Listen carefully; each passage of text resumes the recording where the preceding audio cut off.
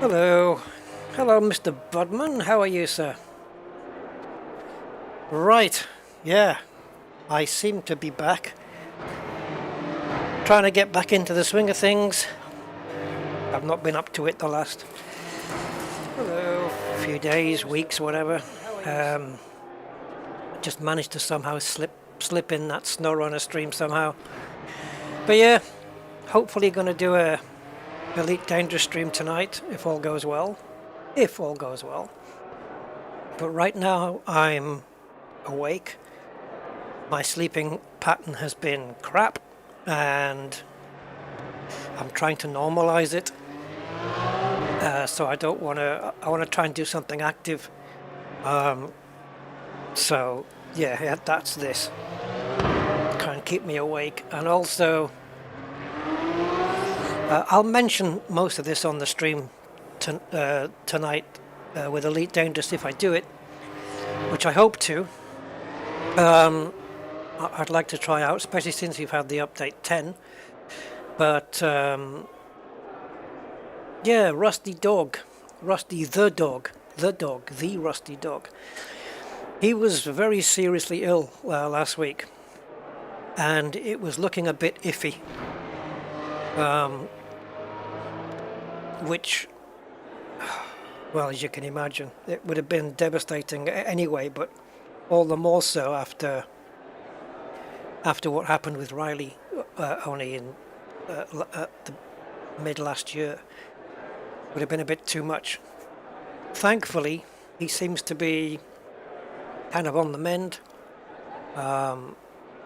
So he seems to be, he can't get up and down the stairs on his own yet. He's still weak. He's got a dodgy paw because he had a drip in his paw and I think he pulled it out and maybe hurt his paw. And I think he was, I don't know what it was. I think he ate something. I think he ate something bad or something, or he got a virus or something, but he was like a ragdoll, little Rusty Dog. He was like a little ragdoll, and it wasn't looking good for a while, but he's back home and he seems to be making slow progress, so yeah. So yeah, it's all that's been going on, and hey Wiley Wilson, how are you doing?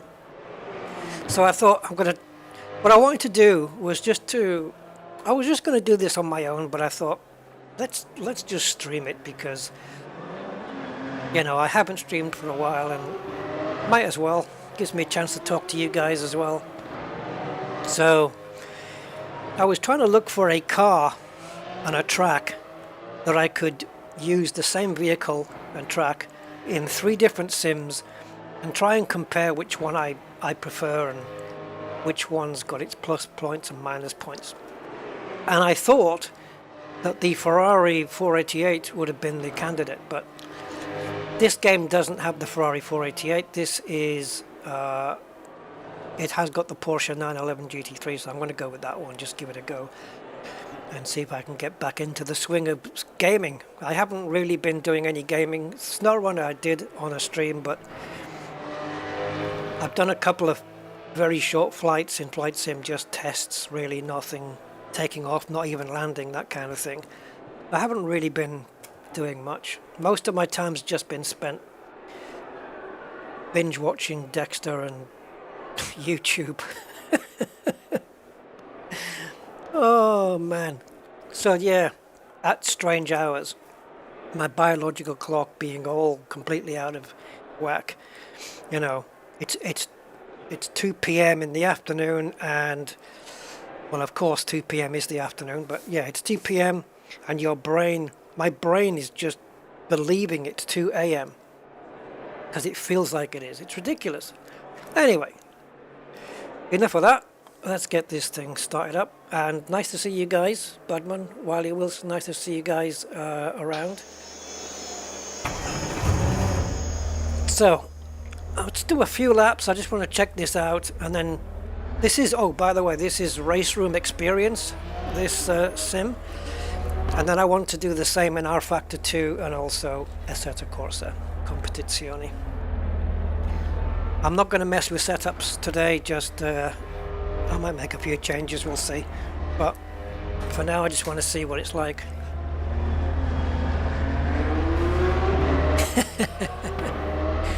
Yeah, I tried binging, well I didn't binge, I try watching some of my own videos sometimes to see if I can just check up on some things, and I can't watch myself. I don't even know how you guys do it. I've got to commend you guys for your ability to A, listen to me, and B, do so for hours on end. I just don't know how you guys do it. I have no idea. So yeah, I commend you. Mark Shaw and Mark G. Hello, the two Marks. How are you guys doing? Hope you are all good and good. Yeah. Alright, so I'll tell you what then, let's get this car on track. The steering wheel's vibrating. Now this game, this race room, has got very good sounds, very good, it's got decent physics, and it's not bad. It has a lot of stuff, there's a lot of stuff. The sim itself is free, but every car, every track you want, you have to buy. And I've got hundreds, well maybe a couple of £100 in this game. Over time, over many, many years. But the thing that irks me the most about it, and it's just had an update, so I don't know whether they've fixed it, it's recently had an update, and that is the lag between my input on the steering wheel and the game wheel that you see here. Now right now this is perfect. It could not be better at all. But when the situation gets tense, when I have to move quickly, or the game has to figure out physics quite quickly, there's a lag. And it's not just the steering wheel animation, it's the front wheels as well. So I can just do this on my wheel, turn it really quickly. You see that it didn't catch up there. There was a lag there. It didn't do it as quick as I did. But yeah, I can turn my wheel, and this wheel, the one you see, will not turn for at least a second, and my car just carries on straight. And I don't know why it happens, but it's not my wheel because it doesn't happen in any other sim, and it annoys the crumbs out of me. Mr. Steve Zodiac and Mr. Icaranus, hello guys. Yeah, Warcraft, wow. Yeah, it's crazy how much money you can sink into something, but hey, you know, look at it this way. If you enjoy it and you like it, what the hell, right? I mean, I'd rather sink $1,000 into a game than spend that money on drink or cigarettes or some other vice. I don't drink and I don't smoke, so I don't have those vices. But if I did and I enjoyed it, well, then go that way, you know. So yeah, as long as you get enjoyment out of it. I mean, we spend hundreds and hundreds on just to run a car for a year, you know, insurance and tax and fuel and what have you, but you get enjoyment out of it if you've, providing you don't own a bland boring car. But yeah, you know what I mean, as long as you enjoy it, it really doesn't matter. So anyway, this is Silverstone. We're at Silverstone because all the sims have got Silverstone, so let's give this a go and make sure my pedals and everything are calibrated and working. So I'm going to stay in the cockpit. Can I adjust the seat? I don't know, probably. Yeah, there we go. Just want to go up a little bit, not too much. So yeah, this is the 911 GT3. If you have any trouble hearing me over the car, you shouldn't do because I'm using audio ducking, but if you do, please tell me. Oh, that's not good, is it? I got a clutch problem, guys. I've got my foot down and I'm not moving. I have a clutch issue. What the hell? Let's see if I can, oops, let's see if I can take off. Yeah, when I put my foot down there in third, it was just revving. Okay, let's see what happens. Oh my god. Okay, we have a clutch issue straight away, straight out the box. Awesome. Let's check out the control options and see. Yeah, there you go. There you go. Look at the clutch. I'm not even pressing it. I got an issue with the clutch already.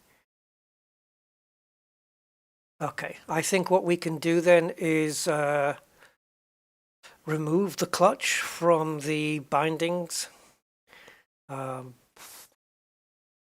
R Factor 2 I'm going to try as well today, but they've got a brand new interface coming out, a brand new UI. Here we go. Let's get rid of that clutch in. If we there we go. We unbind that and we're going to be good. Don't tell me my clutch pedal's gone up the crapper now. I probably just have to reset the pedals, but we'll take it off. I don't need the clutch because I'm using sequential shifting, so I don't need to use it. Okay. Are we good now? Oh yeah. Oh yeah.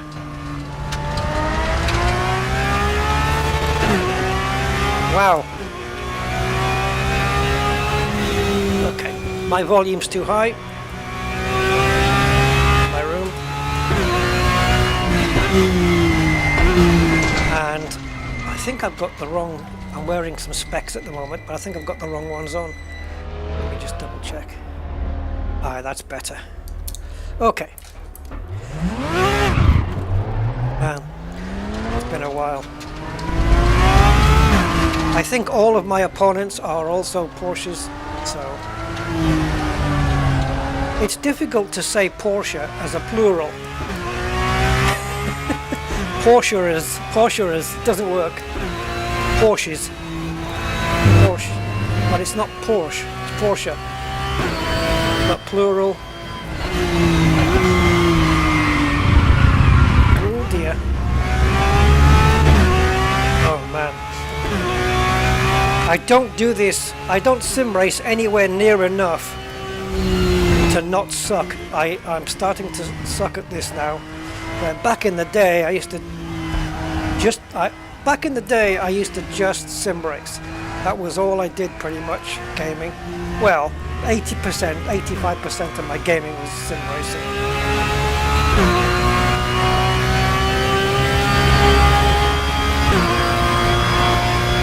Yeah, 100 on, wow, 100 on the Black Friday and chrome and gold paint. Sorry, I'm trying to read the chat there. Yeah. Right, so I am in last place. I don't think I'll be able to post a competitive time for a while because I'm a little bit out of it. Force feedback is good, it's quite strong. Oh, this car feels very understeery though.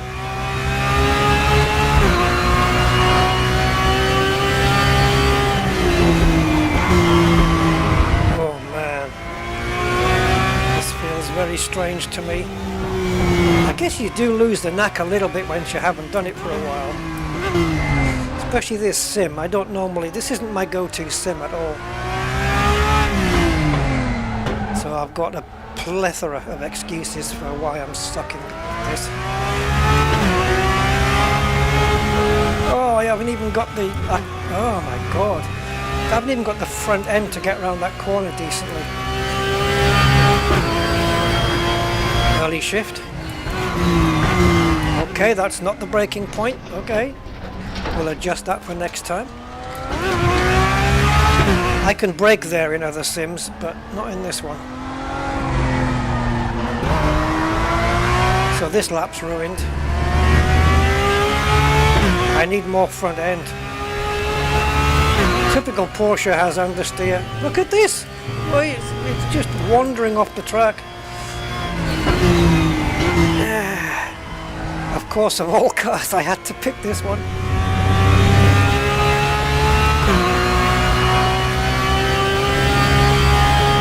Oh, the steering goes very light there, and I don't know why. Come on, man, you're a bit slow around here, even though I'm sucking on these curbs.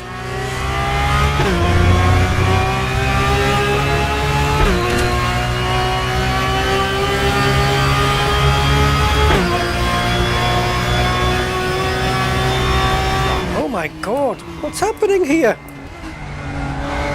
I'm putting in some steering input, which you can see on the wheel, and the car's not moving. It's like it has a dead zone. Like the first, I don't know, 5-10 degrees is a dead zone. There shouldn't be any dead zone at all. No, this is too much understeer. It's compromising all my corners.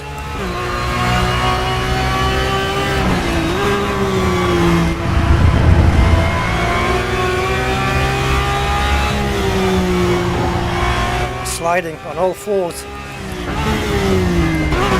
said the bishop. Oh my God. This car's got no front end. Why did I pick this one?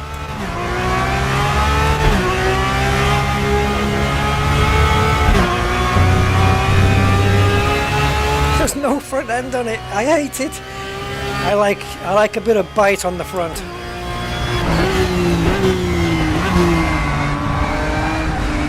Okay, at least we managed to not go over on the grass this time.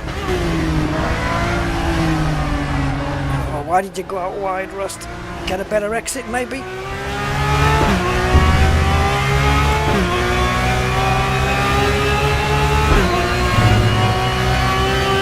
Look how much steering input. Jeez. Ridiculous. Come on, man, you're too slow on the corners. He's okay on the straights, but they're just way too slow on the corners. He's going to compromise me here. Can't believe how soon that corner comes up. On other sims, it seems that Maggots and Beckett's corner here doesn't arrive so quickly. Anyway, whatever. Slipstream.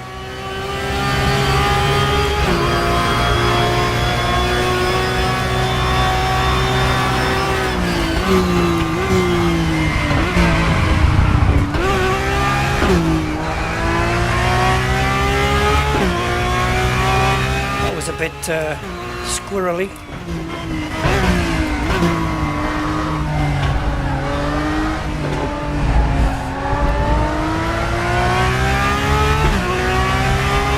It looks like the steering is responding okay so far. But it does appear like we've got some dead zone, and I hate it.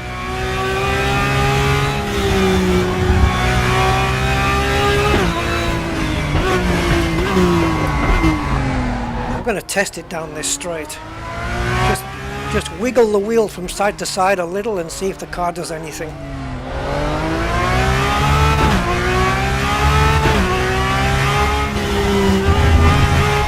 That was better. Look, nothing, nothing, nothing! You can't do that. Not on a racing car, there's no there's no dead zone. Oh my God, not like that. That's ridiculous. Nothing happens. What the hell?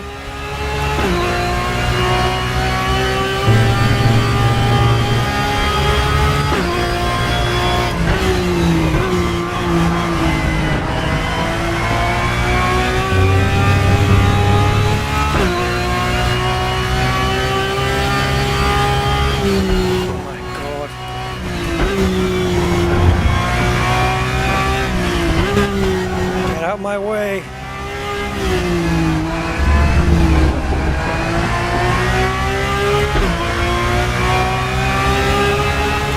Go purple. Yes, fastest of the entire session by anybody.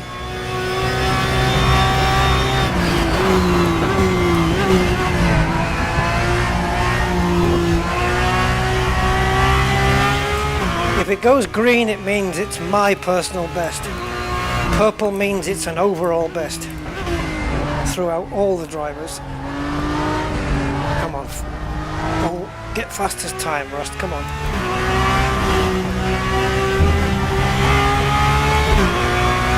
2:16.0 to beat. Oh, that'll do. I'll take that. 2:14.4, 1.6 seconds quicker. This, not acceptable. Not acceptable. Look, I'm doing the same thing. Look. D D D D D D D D. Look at the front wheels. Nothing. You can see the driver. The front wheels are not even moving. Guys, that's just not going to be good enough. Okay. Do we have dead zones here? Maybe here. Steering dead zone. 0. Oh, I don't think so. What? Huh? Customize the minimum speed. Oh, okay, that's just the that's so at 130 miles an hour. Sorry. No, it's not, is it? That's not miles an hour. Because why would it go to 720? Why 720? Customize the minimum speed for speed sensitive steering. 720? Which car's going that quick? Not even the Bugatti Chiron Supersport can manage that. Oh, I don't know what that means. But I think I got these settings off some YouTube video going through advice on how to set things up. So speed sensitivity, bang in the middle, as it should be, I think, for linearity. This is bothering me. This, where are you? This dead zone. It's not 0. I mean, you guys could clearly see that. Let's resume. I mean, there's nothing. Do we have a... There we go. No. Come forward. There you go. Okay. So when does the wheel start turning? There. So there is a... That is... Oh, something's wrong here. Okay, so when I'm there and I start to turn back, nothing happens until I've covered another 10-15 degrees, and then it starts to move. Okay, full lock. And now start coming back. Do it again. Nope. Again. I have to move at least about 15, maybe more degrees before the wheel starts moving. Okay, let me just check my wheel settings. Make sure I've got no... Whoops. What have I pressed now? Oh, pit stop. Let me just go through my wheel settings here. See if I've got any dead zone on here. No, it says 0. It says 0. I got nothing. I don't know what's going on. Hey, Trent! Yeah, no, Martin, I've just checked on the wheel. I've gone to the dead zone setting and it says 000. And I don't have any in the client software because there isn't any. I think it's the sim. It's really bizarre. Let me have a look on board here. So if I turn, say... look at this though. I've got more... You see the onboard wheel? That is correct. It's if I put it at 90, the onboard is at 90. Onboard is the steering wheel that you see. That's what I'm referring to.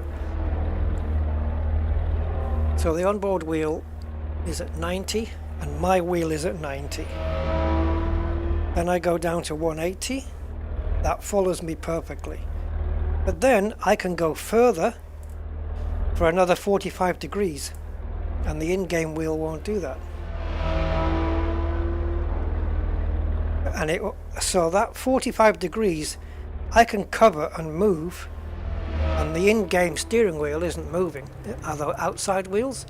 Yes, they are. So they're moving, but the steering wheel doesn't. This is not good. Sims should not be doing this. Okay, let's go to there. Now, obviously if I move, it's perfect. On board it looks perfect there. Fine. Are the front wheels moving at all? I can't get any closer for some reason. I don't see any movement. I'm looking at it via the letters and the logo of the top of the tyre where it says Michelin against the wheel arch. I'm moving the wheel, nothing's happening. This is no good. 150,000 trucks. Ooh, I know somebody who'll be interested in that one, especially as it's in Canada. What's the protest about, Trent?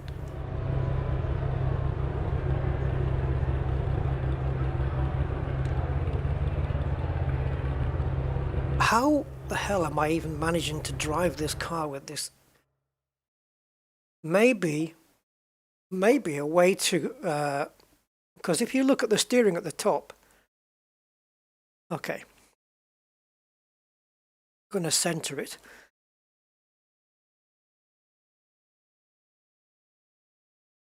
Okay, that's my soft lock. I can go further than that. That's my soft lock, so it's soft locking at around what, 180 plus 45 and then double that. So what are we looking at? 540 degrees? That's about what you'd expect from a Formula 1 car, but why have I got that set for this? And why is it not setting? Oh, I tell you what, we can do it in the car setup.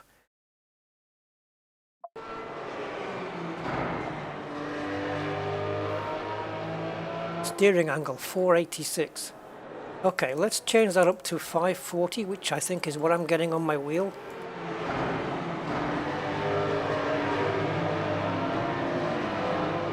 Alright, force feedback multiplier, yeah, don't need to go any more than that. Steering lock. Wait a minute, this is set to match the real car's range by default. Decreasing the value means the front wheels will steer more slowly. Yes, of course, whereas in... Yep, that's fine, that's all okay. Let's see what happens now. Oops. Yeah, but it's still the same. I think it's the animation. The animation cannot go beyond there. Oh, and now my wheel goes all the way. It goes further now. Okay, so that wasn't correct. I don't like this. So what was it set to? 487 or 467 or something? Oh, I can just hit this, right? There we go, 486. That puts it back. It's reset now. How very strange. It's obviously just a nuance of the game, because if I had, say, 10%... Ooh, you bugger. My wheel's just gone crazy here. Get out of it. If I had, say, 10 or 15% dead zone, it would perfectly explain it completely, and I'd just drop it to 0 and we'd be good to go. But this has got nothing. I don't have dead zones. I don't use them. I have maximum, like you touch the pedal, you're moving, or braking, or whatever. There's no... I do have a habit of resting my foot on the brake, and as you can see, it does register a little. So I can get rid of the lower dead zone by just moving that up, so I can rest my foot without it registering. So that's fine. It doesn't alter my braking because I can still do that, and throttle's good. I don't know. Let me just try a different car as well, because the clearly I've gone way too quick here. So we need to up the AI because it's not quick enough. Okay, so go to practice. Now, where we should have no dead zone at all should be in, say, these Formula One cars. These are the early 90s. Yeah, 90s cars. And then you have the more up-to-date cars, and there should be the latest F1s, right? Yeah, they've got the US karting thing. Do they still do karting in the US? IndyCar? I think so, right? Yeah. Where is the Formula One? Is it not in this sim? Is that the latest ones? They haven't even got the halo. That's a bit out of date. Okay. But there should be no Formula 2s, Formula 3. There should be no steering lag in this, unless, of course, as I said, it's inherent in the game. Let me check out, go with 7-Up. I used to like drinking 7-Up. Okay, we'll take this one. And we'll pick a different track. How about Spa-Francorchamps? Do you have it? Of course you do. Well, if we have any dead zone through Eau Rouge, it's going to be tricky, but I think we'll be fine. Good morning, Chad. How are you, sir? Yeah, a little dead zone on the brake. Yeah, exactly. Just, you know, that's, again, personal preference. I like to have a little bit as well sometimes, because sometimes I do just rest my foot on the brake, like just resting it, and it does get registered, so I do dead zone that bit out. Yeah. GTX, hola, ¿cómo estás? I mean, you see, is that hola meant to be like hello? Because I just went into Spanish there without even thinking about it. Sorry, I didn't mean to go into Spanish. Yes. Hi, GTX, hola, how you doing? You caught me out there.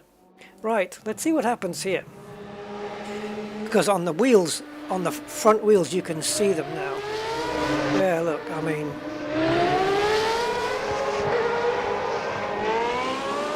just focus on a piece of gravel, on the piece of stone, piece of road asphalt pattern compared to the tire, and you can, it's not even moving. So when does it move? Now, it's moving there. So anything between there and there. Okay, what's about there? Yes, there is very slight. Okay, let's start the engine. So electric's on. Engine on. Okay. Oh, it's an actual name. Oh, right. Okay, cool. Oh, you want some racing? Yeah, hopefully we'll get some racing in. These are the, when Formula One sounded and great, when they sounded great and they had those big tires on. All right, let's kick it. Where are we? Spa-Francorchamps. Okay, I know because that corner you can see at the end of the pit lane is Eau Rouge, and it used to be a daredevil corner, but Formula One now takes it flat out without even thinking about it. It's not even a thing anymore, but it's still dynamic and exciting to watch. Okay, so we have to keep to a speed limit here. Without a speed limiter, I'm sucking at this. There we go. Well, it feels direct. It feels very direct. More so than the Porsche anyway.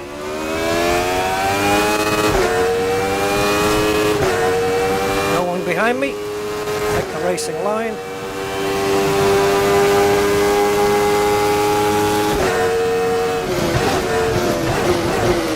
I'm on cold tires, so my... Oh, you see the steering wheel kind of froze there. Yeah, I'm on cold tyre, so I need to take it a little easy. Oh, locked up.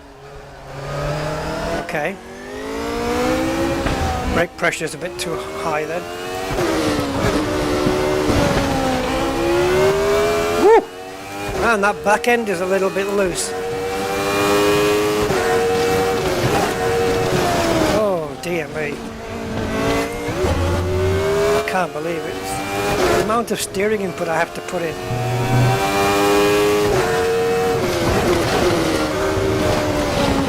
I think I'm going to have to check my steering wheel settings.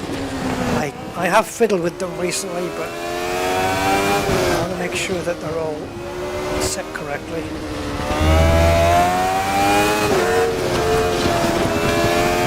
Woo, yeah, baby.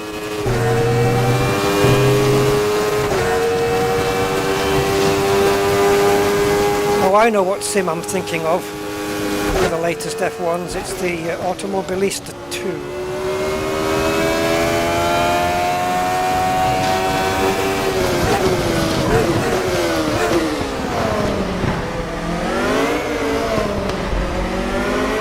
Woo, baby. A little bit pivoty.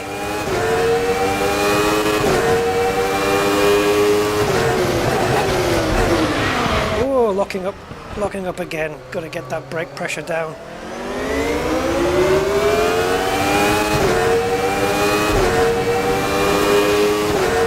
Or Rouge then. Flat out. No, probably not, Rusty. Not in this thing. Hold on. Just hold on a cotton picking minute there, boy. Why did you think you could take Eau Rouge flat out in this car? You're insane, boy. You're insane.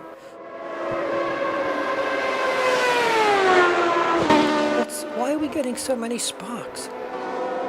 Something hitting the ground? Look at that. It's that wing, the front wing. I think we need to raise the car a little bit. It's touching the ground too much. It's not really hampering anything, but it's a sign that the car's a bit low at speed.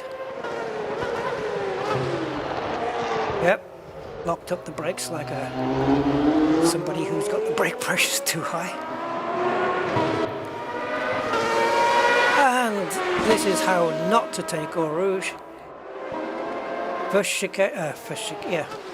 apex was good. Yeah, not so good, Rusty. Okay.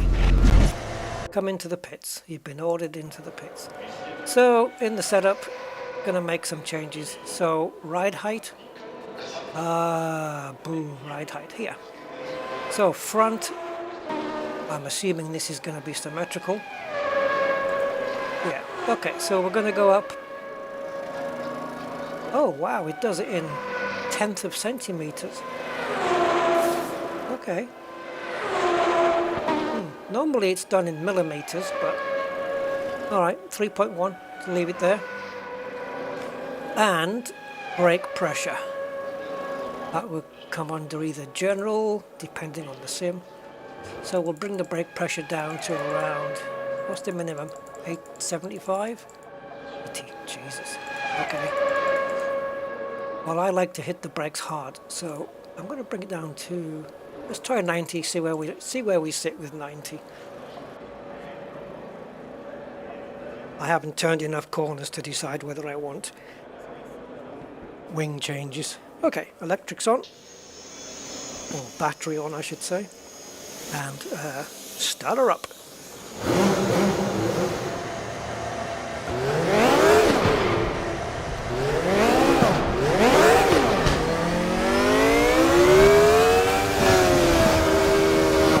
Do Eau Rouge flat out next time.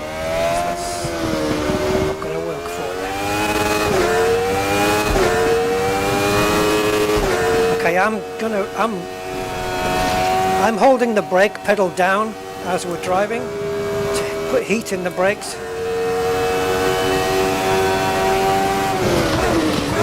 So it doesn't lock up so much when we get to. Maybe should have added a bit more rear wing. was a bit squirrely, wasn't it? Oh yes, I can hit the brakes a lot harder now.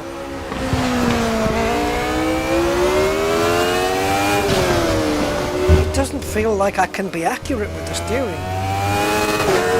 I don't know. That's probably down to the dead zone. It's like I can't place the car where I want it. Jeez. I don't know. Maybe just get used to it.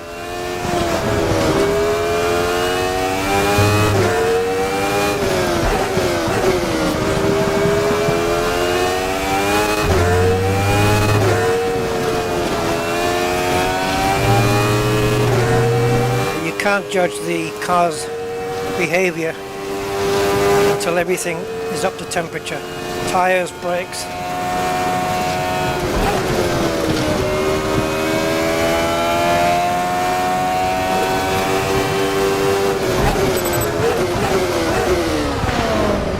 Yep, no wheel lockups so far. Let's see how we go into turn one. Wow, okay, too much wheel spin. I should have lifted off. I didn't. I thought I could control it. And turns out I couldn't. So yeah.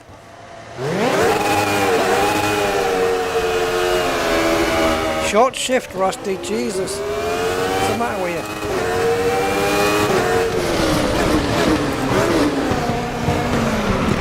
Oh my god, it feels horrible. I don't like it.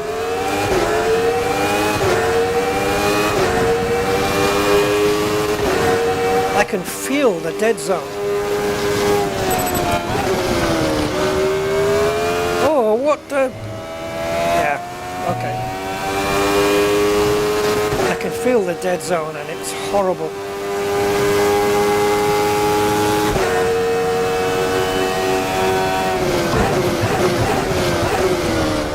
And I hate it reminding me that the lap's not going to count for the entire lap. Just keep the clock running in the top right, sorry. Turn the numbers red to let me know it's invalid. That'll do.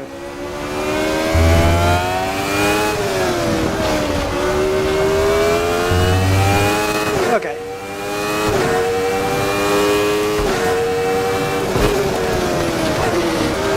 I think part of my problem is I'm trying to drive it like a modern F1 car. And it's just not able to get into the corners by me braking that late.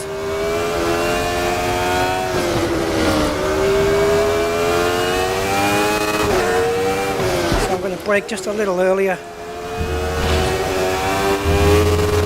Because a modern F1 car would run circles around this thing.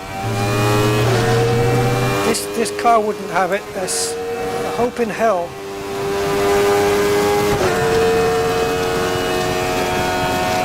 Even if they were producing 1,000 horsepower. The modern ones are producing that as well with the hybrid system. But these 90 F1 cars would have zero chance.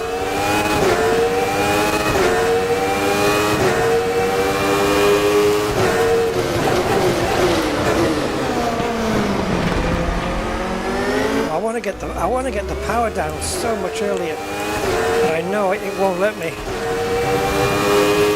Right, let's see if I can mess this up again.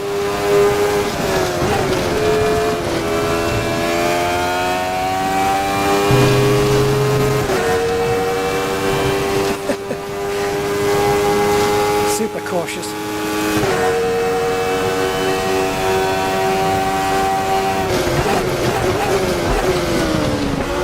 Slow, right? Yeah, I am slow.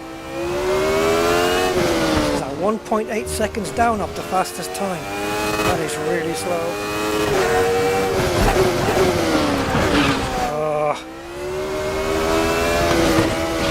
I didn't want to brake harder because I knew it was going to lock.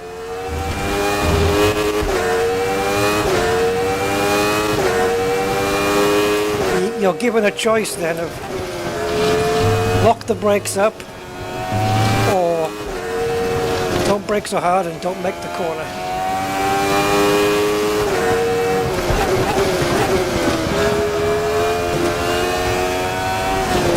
The car, I don't know, it feels like physics-wise, I mean the force feedback is great.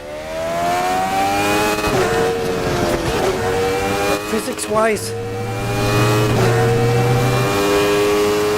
I don't know, it's the car feels like it's pivoting in the center, which is the worst case scenario on a racing sim. It's weird. I am so much slower than the AI this time. Where in the Porsche I was 1.5 seconds quicker than they were.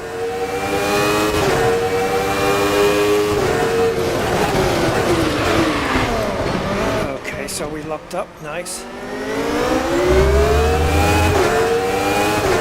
I've got no chance of being anywhere close to these guys.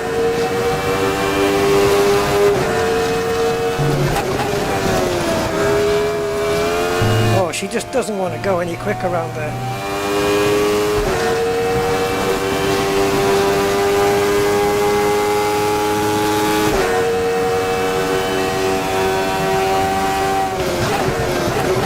Seconds slower than the fastest guy. Wow, serious? Woo.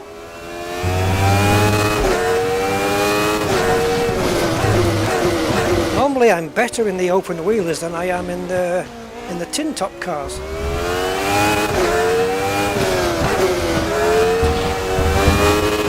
Guess I'm out of practice.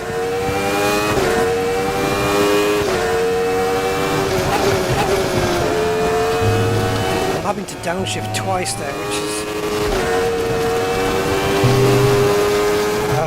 bugger yeah.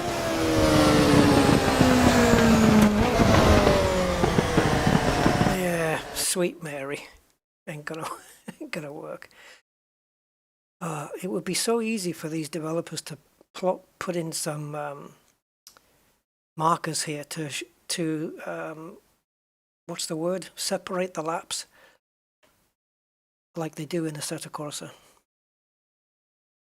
Let's just check the beginning of this lap a second. Okay, go from there.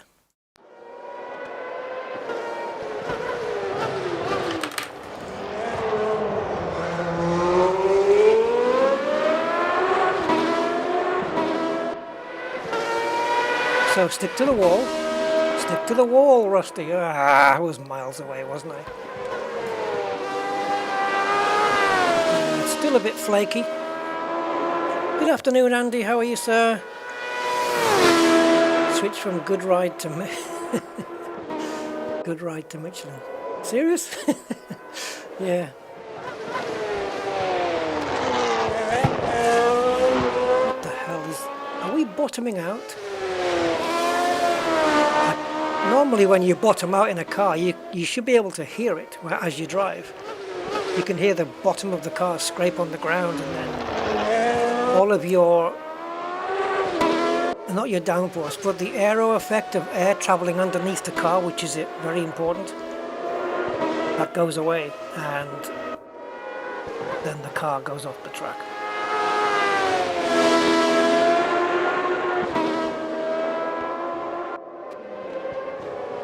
Yeah, I mean, oh, I gave up there. I was just about to criticize myself there, saying I'm not even on the right part of the track here. But this is where they invalidated my lap, so I gave up. Okay, let's move on.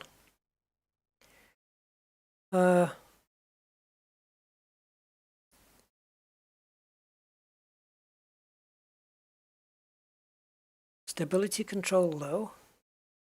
Wait a minute. Why is that on?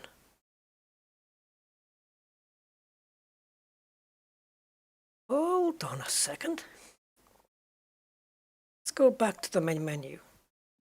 Don't tell me I've got some assists on that are screwing up my steering. How do I change that? Gameplay? Brake assist. Okay, so it's factory. So that basically means that If the car comes from factory with ABS, then you'll have it in the game. If it doesn't come with ABS, then you won't have it in the game. Same here with traction control. Stability low. No, no, no. Get that off. Counter assist. That's not on. Okay, that looks like all there is then. Yeah, get real. Should be the same. Manual plus auto clutch. Correct. What's the options? Yeah, no, that's the one. Yeah, so it's the same as get real. That's what I want.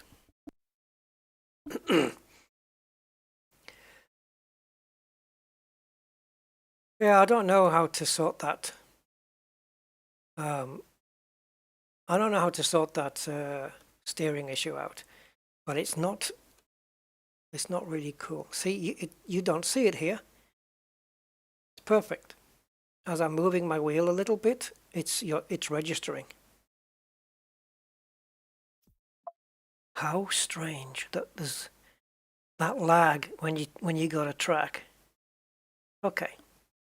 I'm going to switch sims, guy. I'm going to switch over to R Factor 2 just to make a comparison, and also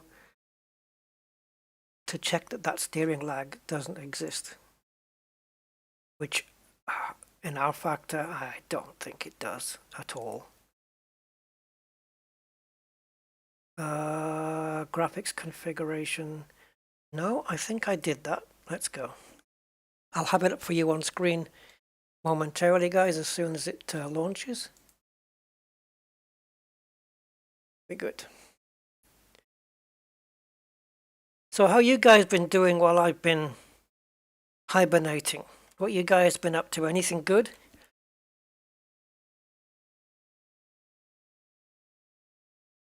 Watched any good movies?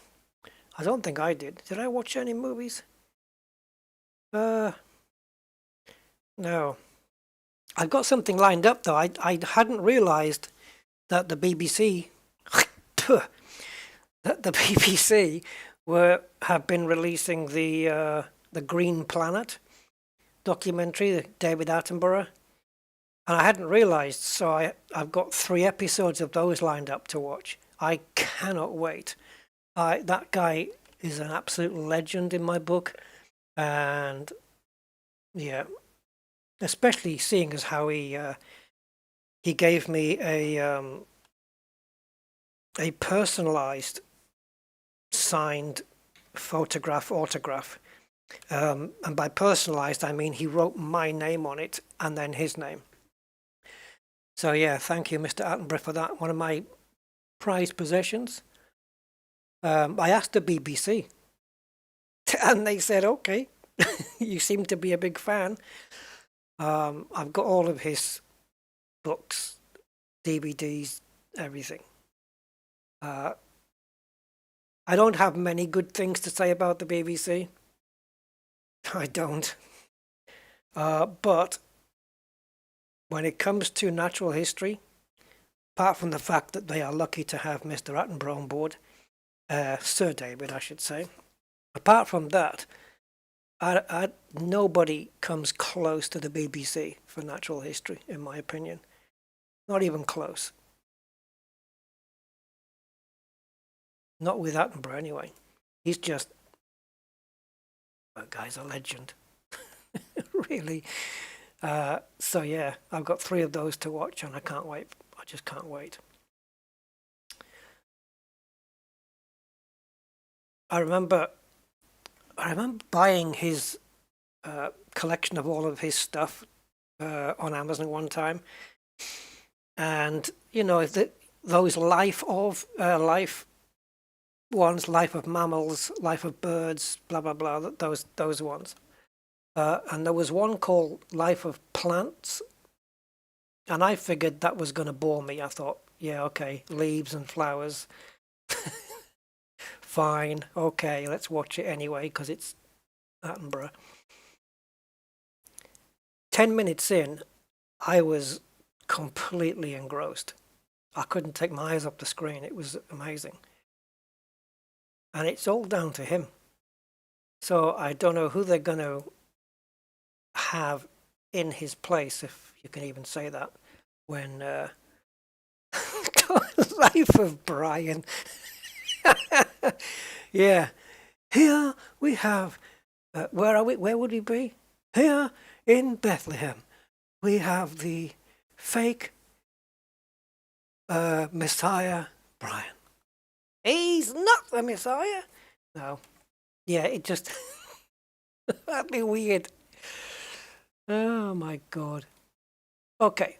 Do you have the 488? Of course you do, right? Yes, there, of course you do. Right, which one are we going to have? GT3.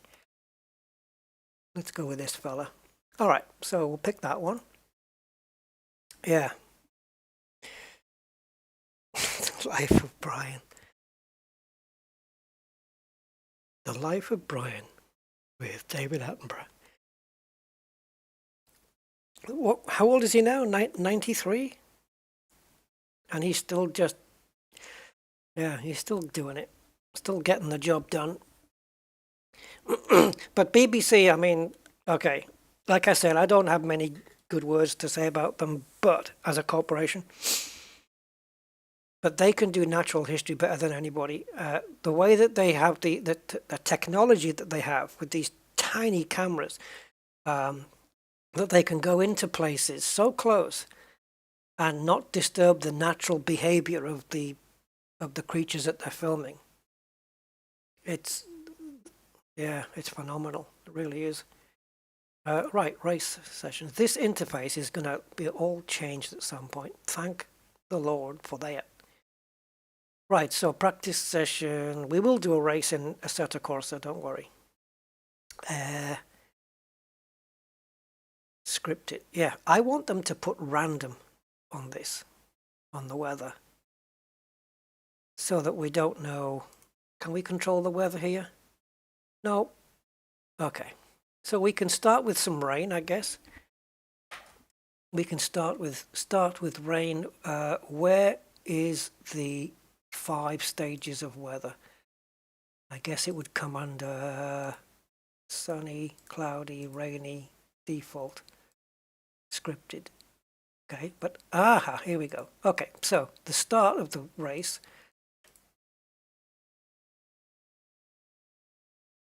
Mostly cloudy and rain. 100% chance of rain, so it will definitely be raining at the start, just to make matters worse. And then as we go into 25%, it will clear up, but I want it still to be cloudy. And then I don't think I'm going to get through this much of the session, but okay. Then light clouds. And because it's Britain, it's still going to stay light clouds, partially cloudy. Why am I starting in the rain? I maybe should start in the dry and then have it starting to rain later. That might be cooler. So let maybe do that. So 25%. What was this one again? Mostly cloudy and rain. Okay, so mostly cloudy and rain. And we're going to start off with mostly cloudy. Okay, so that way 25% of the way through the session, which is, let's reduce this down then to an hour. So this will be after 15 minutes roughly. Yes, yes, yes, yes, yes, yes. Or is it though? Do we get... Yeah, okay. So around 15 minutes-ish it'll start raining. Time scale should be set to 1. Yep, normal. Right, opponents. Okay, we're going to have these cars, but they're going to be repeated.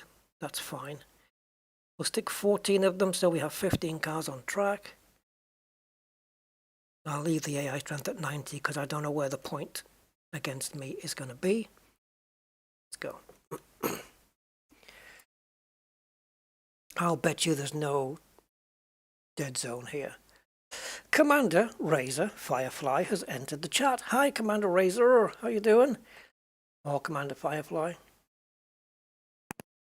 To answer your question, I have been in the garage a lot lately, getting things done before riding season. Cool.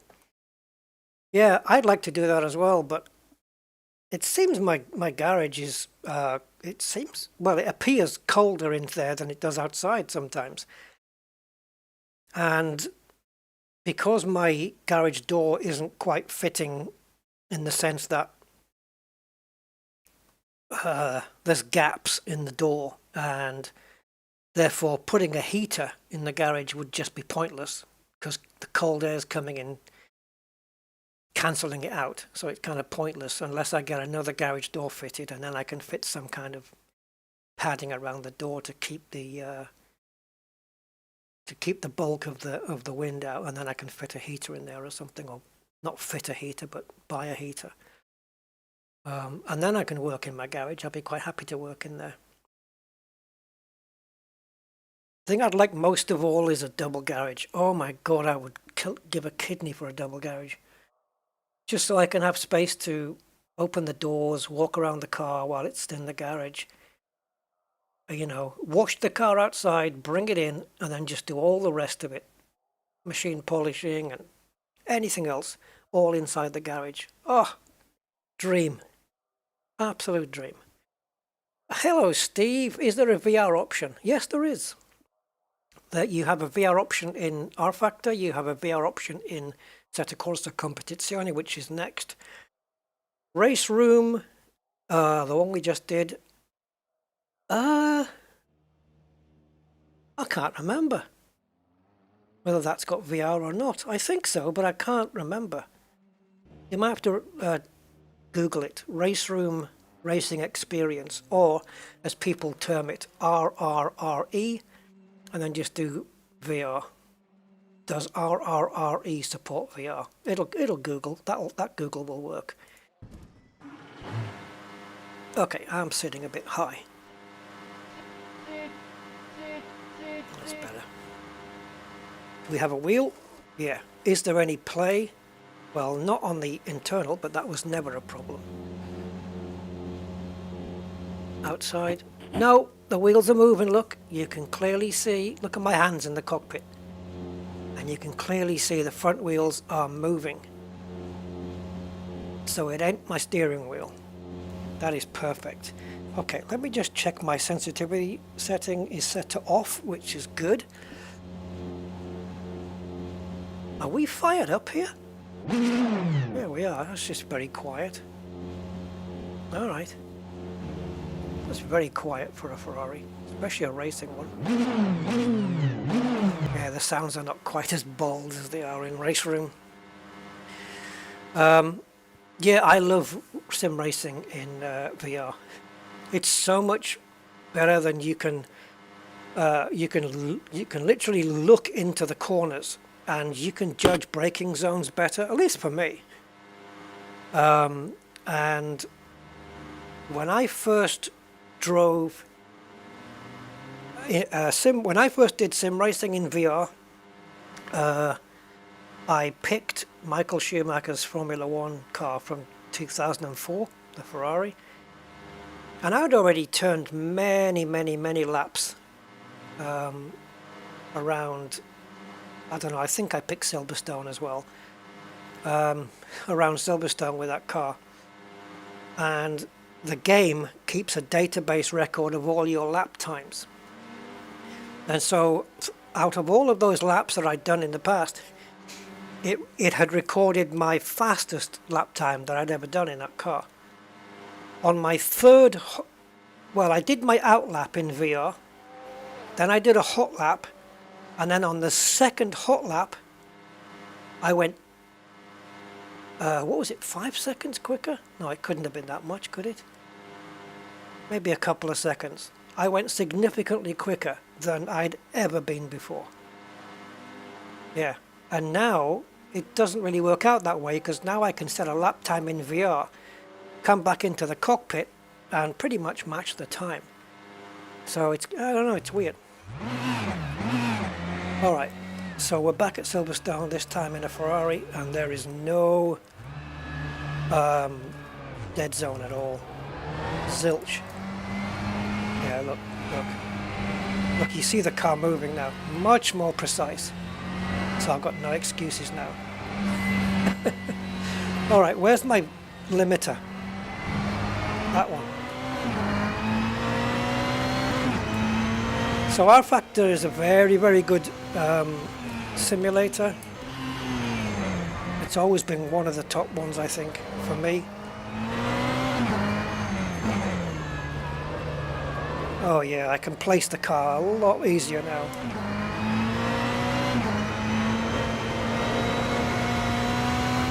And not so much understeer into the corners either. However, the force feedback is not as strong at the moment as it is in Race Room. You can change the amount of force feedback, so maybe I can do that. But right now, straight out of the box, the force feedback is not so communicative. But the car feels better, if that makes sense. Wow, now I'm turning like I'm in Race Room. And the cars, you can hear the front tires scrubbing across the ground as I'm giving it too much. Yeah, once you jump from sim to sim, you have to forget what you were doing in the last one. You have to like adjust. Oh, now then. When the rain comes, I can't remember whether the wipers come on automatically or I've got to switch them on. And if I have to switch them on, I don't know what button that is, or if it's even on my wheel. So that's going to be fun, and then I've got to come in for wet tyres, of course. God, it's a bit slippy already. I'm going to change the brake bias towards the front a little because the back end is a little bit squiffy under braking.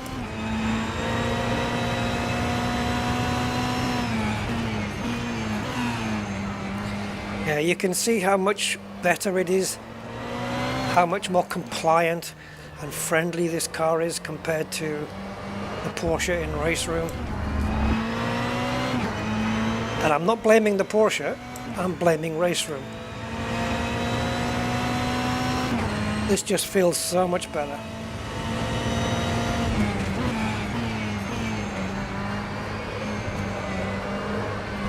Yeah, you can just turn in and the car says, okay, you want to turn in? We turn in.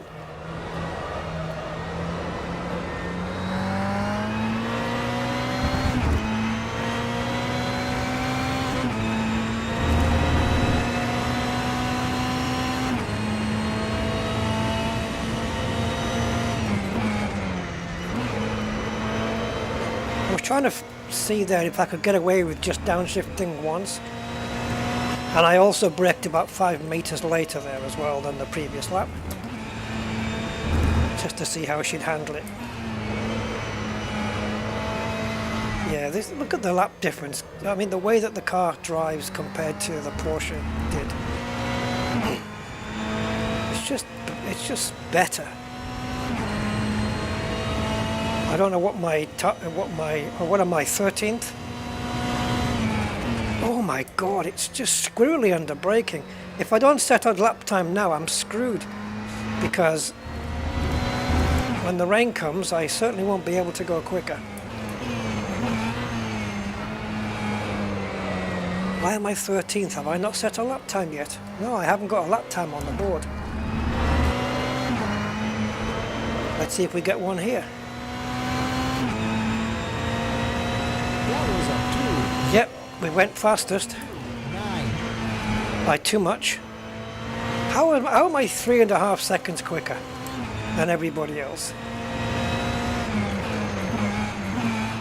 Right, let's see if I can get the delta time back because it's a bit slow at the moment. Down 2.5 tenths. 3 tenths now. I've got a good exit out of this corner though, so I can make it up. Yep. Oh, now the delta's going up again.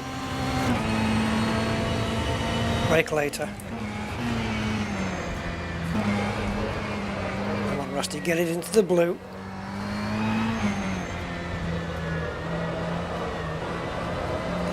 I'm going to change the way I brake for the next few corners. So I'll either go quicker or I'll crash. I'm half a second up now.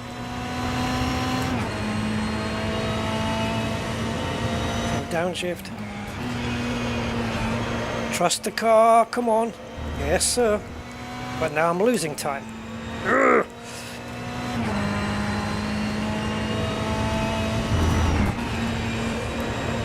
Oh, it does not like the brakes being applied there. It gets a little bit squirrely. But the car, unlike Race Room's car, does not feel like it's pivoting in the center.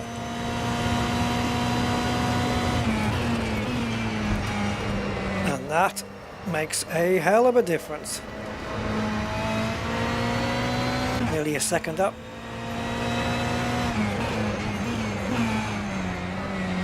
Okay, that was fair into the apex. That was alright. Go, go, go, go. That was a bit squirrely. 1.3 seconds quicker again. 0.6. Alright, clearly my my opponents need to be quicker because I'm 4.8 seconds faster.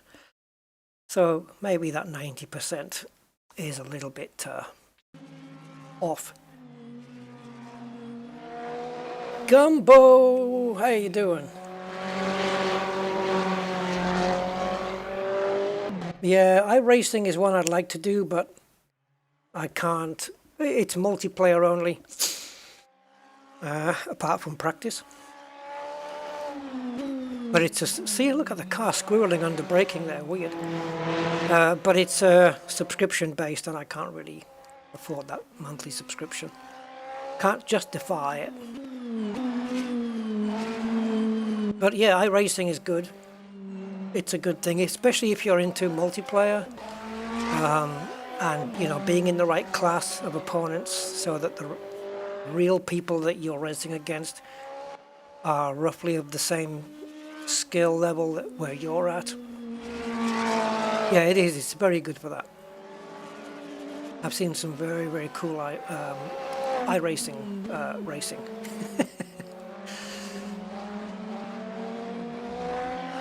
Oh, you see why that was?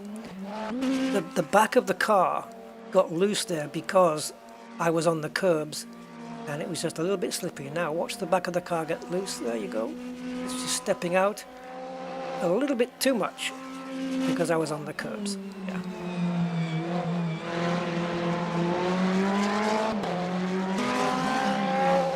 Okay, so compared to Race Room, the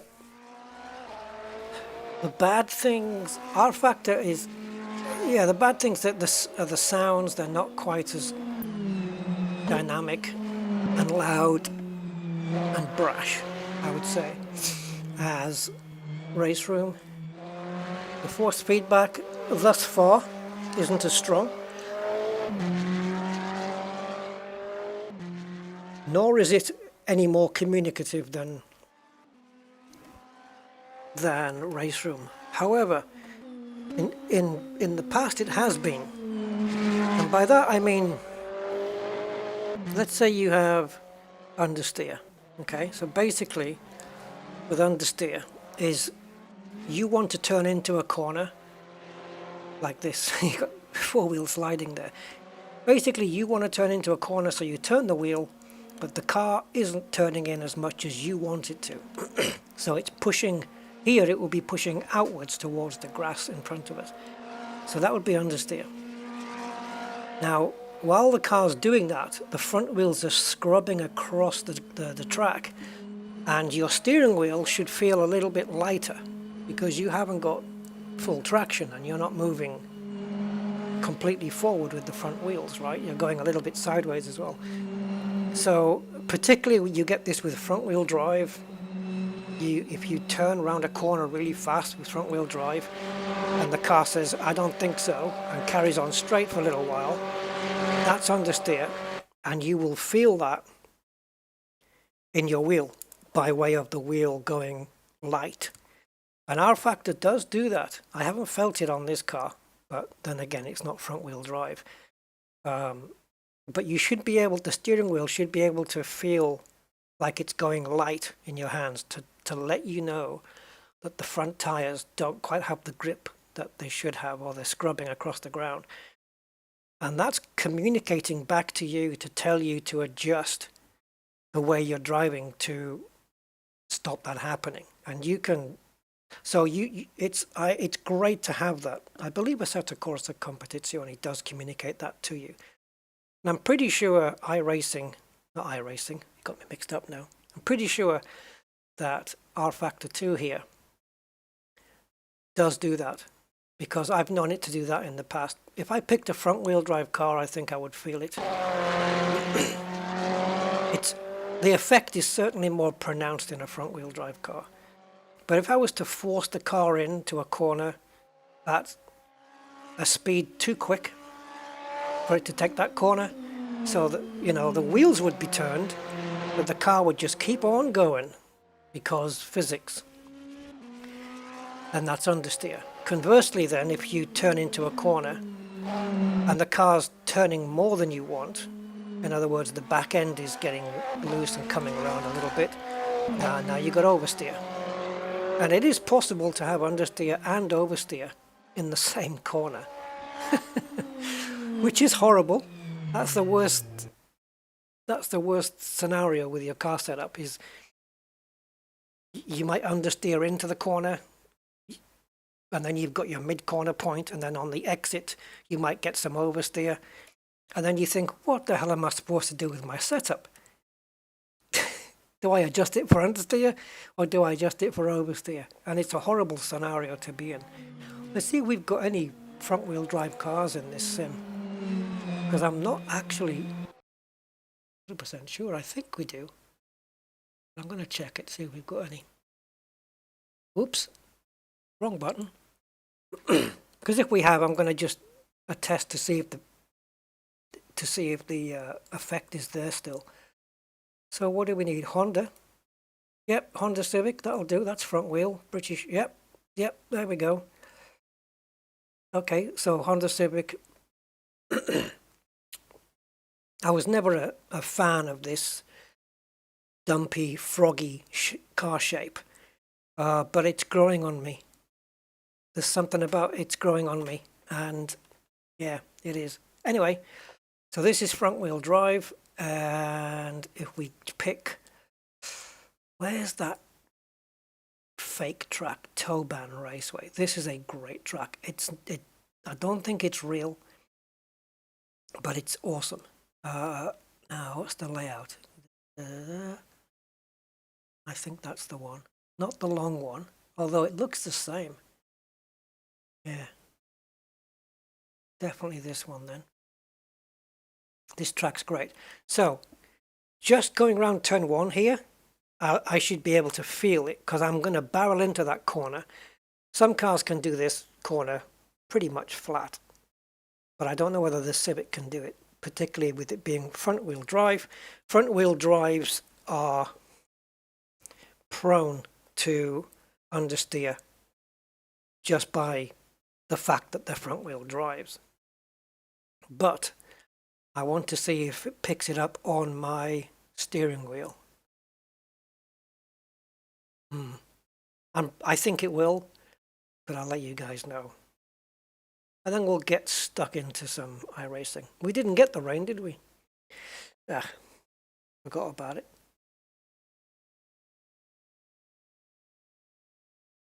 I wonder if the weather still holds up here, like it was at Silverstone. It might do, because I haven't changed the weather settings. Also, sim racing can save on your energy bills. Did you know that? If you're cold, just come and do some sim racing. You won't need the heater, you can turn that off then, and Because you'll warm up doing this, I guarantee. I'm not sweating, but I can feel myself warmer, cozy. I would describe myself right now, cozy. But over long races, yeah, you can sweat. Yeah. Particularly sim racing in the summertime in Gibraltar. That was, oof, man, you have to have a drink beside you. All right, anyway, let's go with this. And it looks like they're all Civics. Oh dear, okay. I think it's because it's the only British touring car we have here. So this is a right-hand drive is what I was about to say. Oh, they're not all Civic. Oh, yes, it is. That is a Civic. Sorry. Right. Oh, Shedden. This is Shedden's car. Tom Shedden, right? Yes. I've got his car anyway. Is it Tom Shedden? Can't remember. I used to love watching the British touring car back in the day when they had the Volvo 850 estate and the Renault Laguna. Those days when Jason Plato was,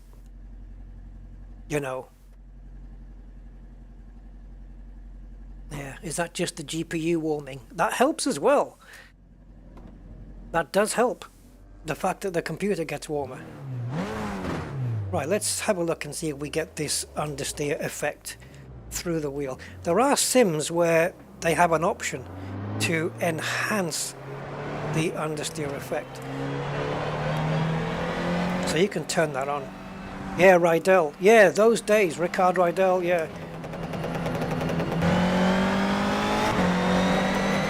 Oh my god, the steering's really weird. It's pulling to this side. Ooh.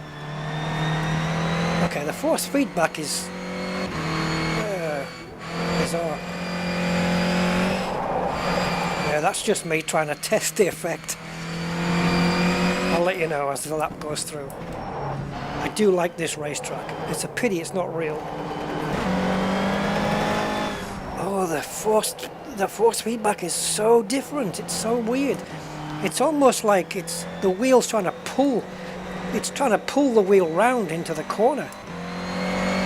That is so weird. Right, here's a good place. Yeah, I mean, the effect is there, but it's not very prominent like it used to be. They've done a lot of force feedback updates on this game, but it doesn't feel so prominent now. Because it feels like it's doing it on every corner.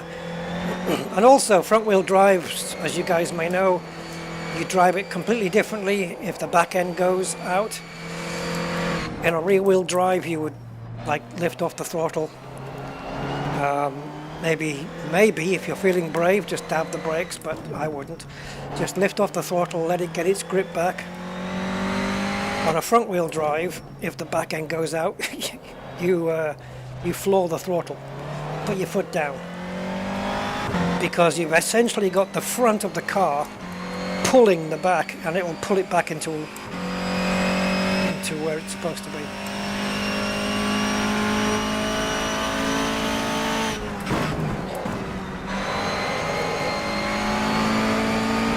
Yeah, I like it when you get people advertising rear-wheel drive cars for sale, and they say pulls like a train. No, it pushes. Rear-wheel drives push, they don't pull. Okay, so I'm blipping the accelerator when I downshift just to make the gear changes a bit smoother so it doesn't upset the car so much. This force feedback is bizarre.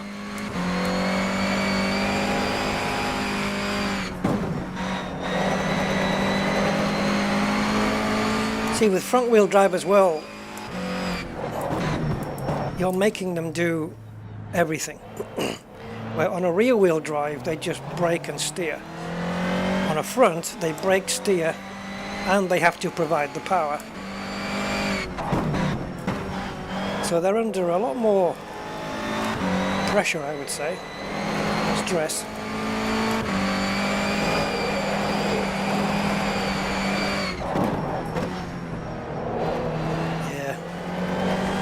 Well, I can't say the effect is there so much, but it is communicating with me, but it's giving me like mixed signals. See, I didn't get anything there. Whoa. It's giving me some strange signals in the corners in that when I go into a corner, midway through the turn, the steering wheel is pulling me into the corner and then it stops. It's very weird. I mean, look at this. Yeah, I don't know what I should have done there actually. I mean, it looked dramatic, but oh, that was where I was testing it, isn't it? There you go. Yeah, you see, now look here. You see the back stepping out? This scenario is, I like this in a front wheel drive car because you can just turn the front wheels to where you want them to point. I'm going to make it sound like it's easy. Turn the wheels the way you want them to point to and put your foot down. However, the front of the car has to stop sliding, and this wasn't doing that. As you can see, my front wheels are turned towards the right because I want them to go that way. But the car didn't really want to do that.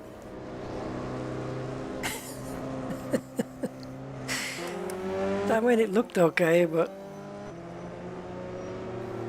it's not the quickest way around a track. Yeah, they do drive like that. You're right, Steve. I know. British touring car is one of the most exciting formulas, you could say. Yeah, formulas in motor racing. I haven't seen it for years, but it was brilliant. You know, exchanging paint, rubbing wheels, exchanging paint. Oh, it was brilliant. I used to love watching Jason Plato. He was always good. Like, he would come from the back so many times and overtake. It was so good.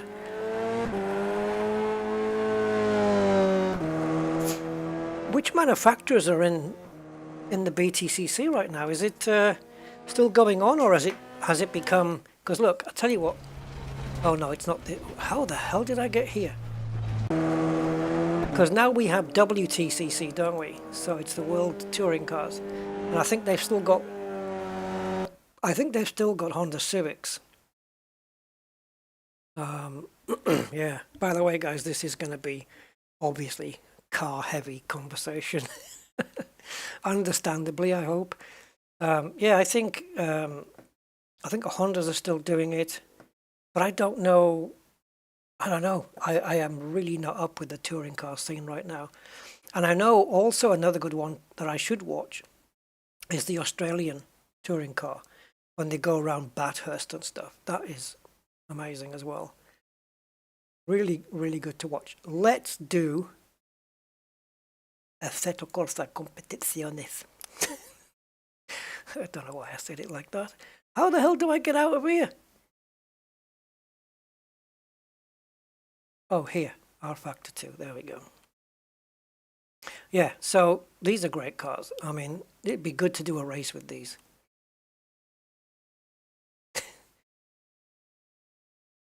Should we do a quick race before we switch? So, if I go to session settings, we'll use this track because I like it. Take off practice, no qualifying, no warm-up, one race. And we have, oh, here we go. Can we go in here? Okay, so opponents.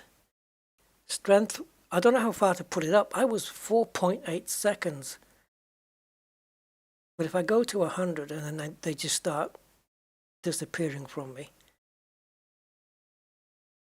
Oh no, let's go 98. You don't have to adjust it so much before they start just completely trouncing you. But we'll go there.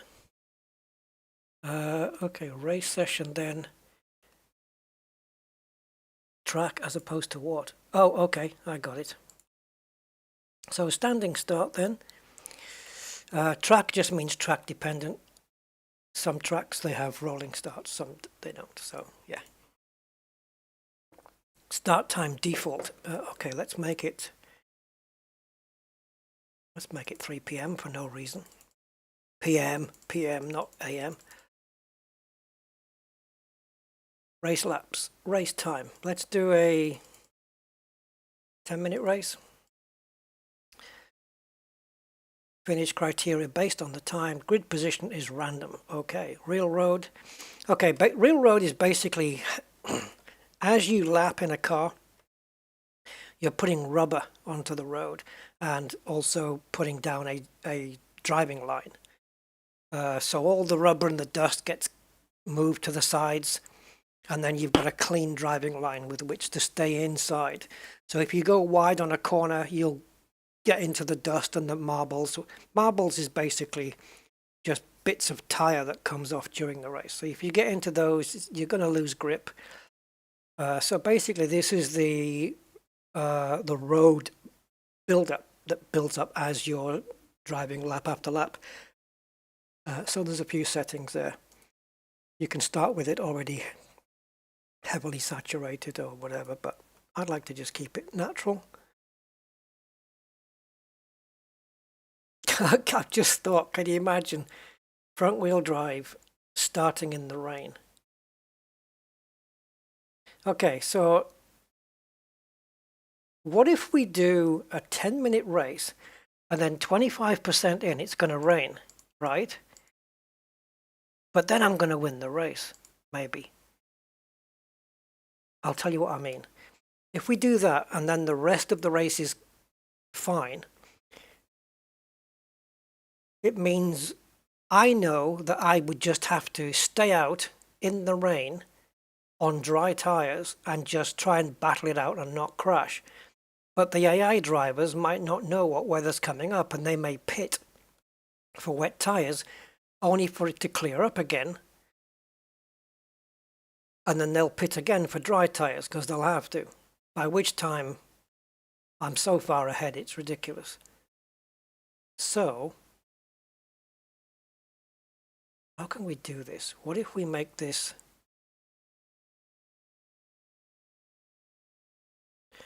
Okay, let's start in the wet. And then halfway through the race, we have to change for dry tires. The problem is the pit menu, where you tell the crew, change my tires. I don't even know where my buttons are for that. So if I get that wrong, I'm going to lose the race by a country mile. But okay, we'll start in the rain.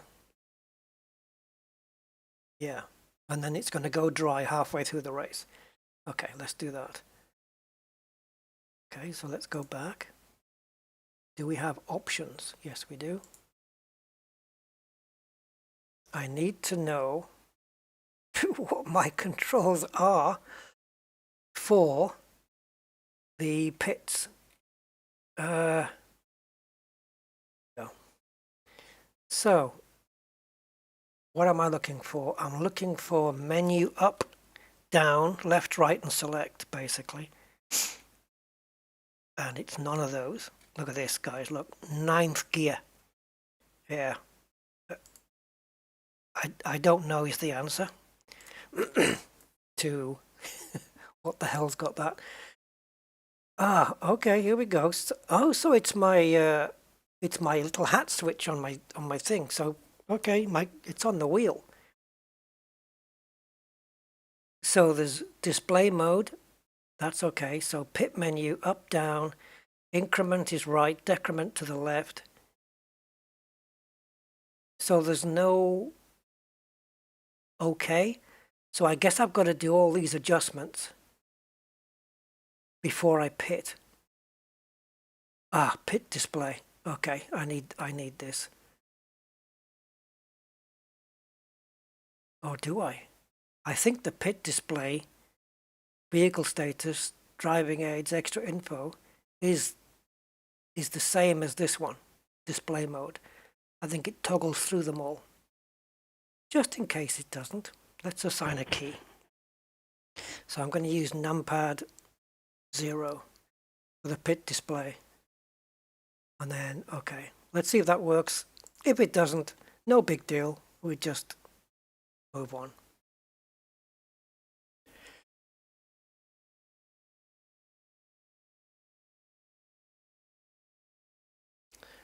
Do. Bear with me while I think somebody's just messaged me.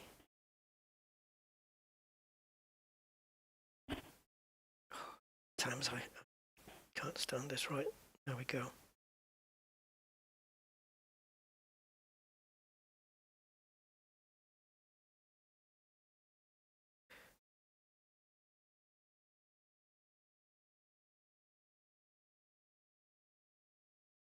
One second, I have to answer this message.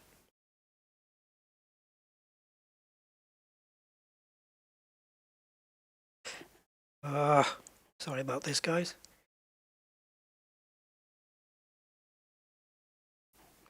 Oh my God, I hate this.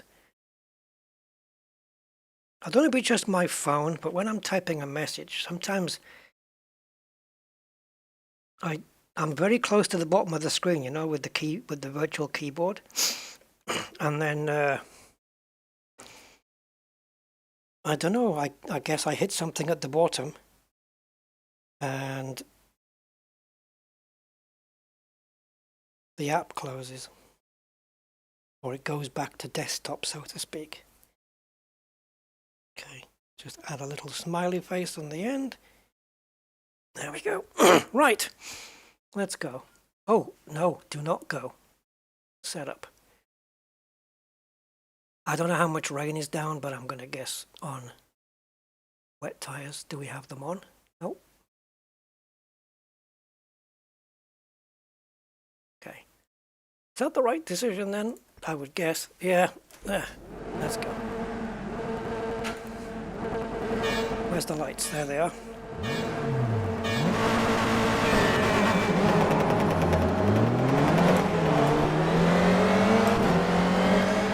It'd be interesting to see now how quick the AI are compared to me.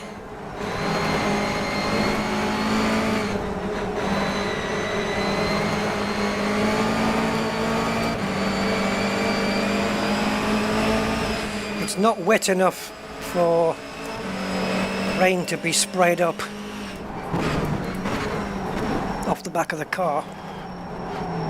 Oh my God. There's no reflections on the road either. This is where Assetto Corsa excels with the weather, and particularly changing conditions. Oh my God. Got a guy up the side of me.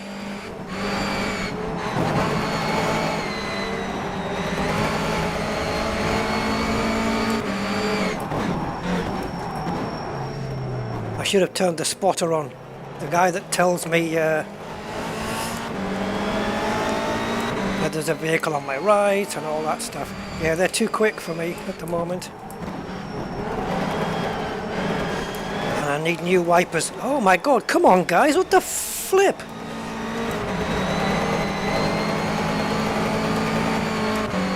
I should have adjusted my rear view mirror and I didn't. Okay. Let's stop this BS. I'm going to restart. I'm just going to change some settings just to make things a bit more watchable and enjoyable for me, because I can't enjoy this. Okay, so session settings, opponents. Let's try 95, see if we're good there. And I'll try and remember to adjust my mirror before we start. Tickety-doom.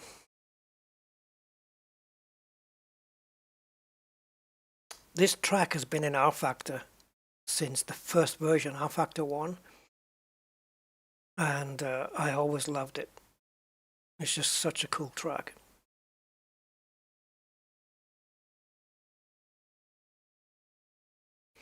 Right, okay. So, mirror. There we go. All right. Oh, I'm not ready.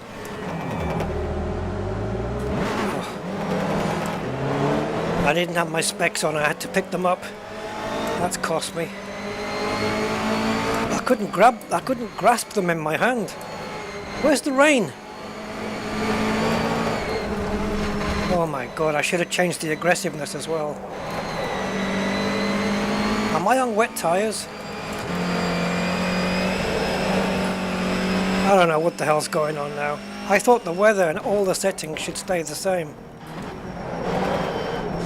It looks like the weather's reset. Okay, so I must be on dry tires then.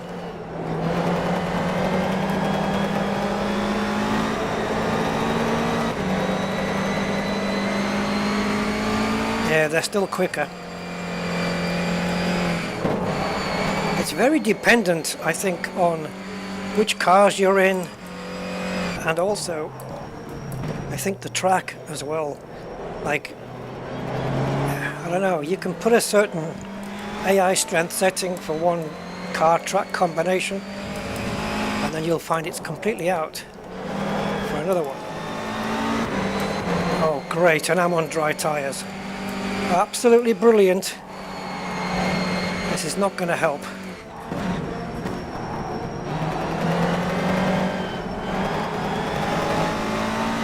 So have I got to try and get through half the race? I mean, the track won't be wet for a couple of laps. Yep, I'm on medium tires. Oh, just brilliant.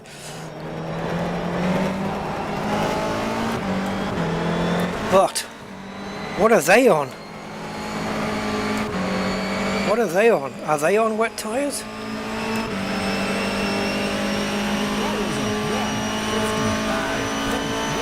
I mean, these tires will hold up for a little while.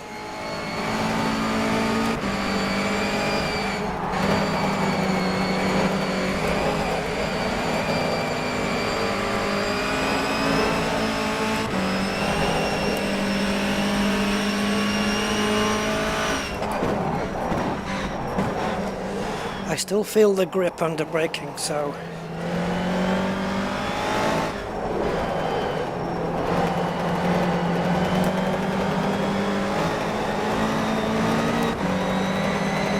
my front tires are as hot as hell, but that's normal.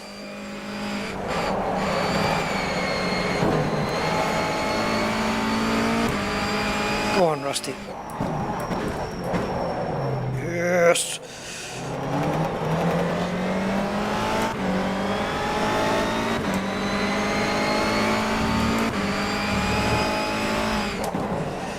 You should have been further over to the right.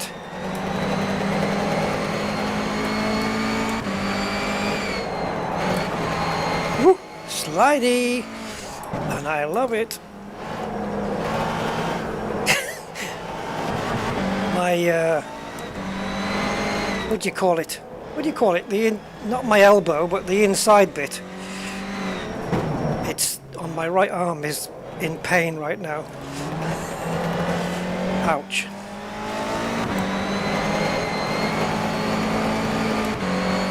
Well, nope, it stopped raining anyway. So yeah, good.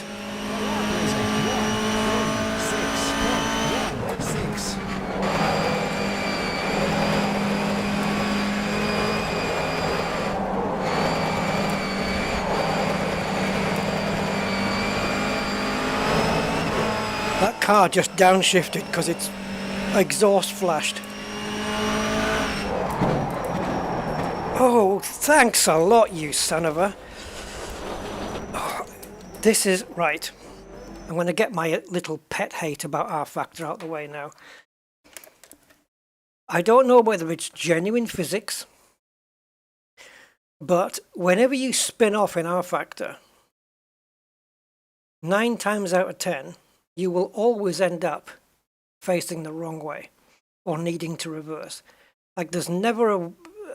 It's hardly ever happens that you spin, but you end up facing at least towards the track or pointing in the right direction. It's always in a scenario like this where it takes the single most time to get back onto the track and leaving you with no option but being in last place, no matter how many laps into the race you are. It's ridiculous. And it is a pet peeve of mine, so I'm going to restart the race. I'd like to have lasted longer, but I mean, I got severely punted out there. Let's go see what that idiot did. So I am skidding around here. Look at that. Oh man. Oh, is that the previous lap? I think that's just the previous lap, guys, because we've got wipers on here. Oh, okay, they're off now. Yeah, so next lap. Okay, next lap. I took the replay UI off, so I can't see how far through I am. Because there's no toggle for it, and I prefer to have it off than on. Right, this blue car. He's the culprit. He's the naughty boy. So here we go. I passed him and he didn't like it. Maybe he's a member of the Verstappen family or something. I don't know. Okay, as we go through, I am flat, foot to the floor there. No lift. Car in front of me then. Oh no, it was him, wasn't it? It was the black car. Right. He shifted, he downshifted there. I didn't, so I took him. And he didn't want to, keep out my way. Am I at fault there, guys?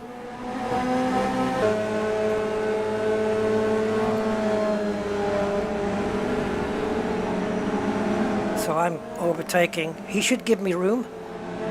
There's my downshift. I'm ahead. He should give me room. And he's not. He's moving into me. Yep.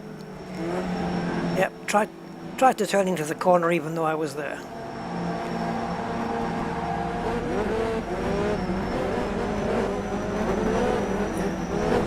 Yeah. Bugger. Yeah, exactly, Andy. Isn't it weird? Maybe it's something to do with game engine physics across all game engines. But you're exactly right. The SRV is the same in Elite Dangerous. Yes, it is. You end up more often than not, very much more often than not, just facing the wrong way the whole time. Very rare.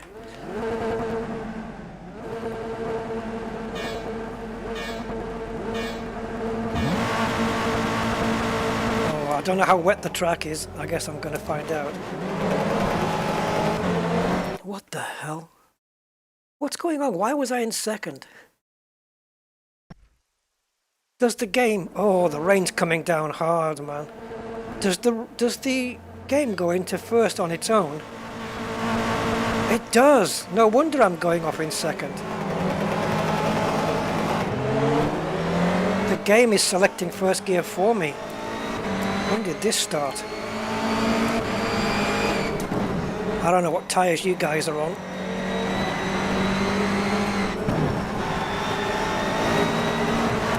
That guy on the left of me, you son of a bitch. Okay. Sorry guys, I have to do this because clearly this is just ridiculous. And points are getting marked down for our factor because of this. So let's go to opponents and let's turn their aggression down because clearly it's way too much. I don't know what the hell they're playing at. But I like the idea of being on the medium tyres while it's just having that little bit of rain. That's kind of cool. It's a little bit of a challenge. Starting off on the wrong tyres, but I don't know what the AI is doing. I suppose I could check the tread on their tyres.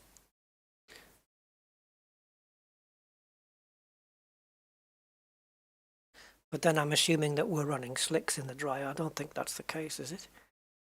Anyway, we're in 5th place. Is it raining? No. So the chance of rain must be like 75% like it was before. yeah, the game does select first gear for you.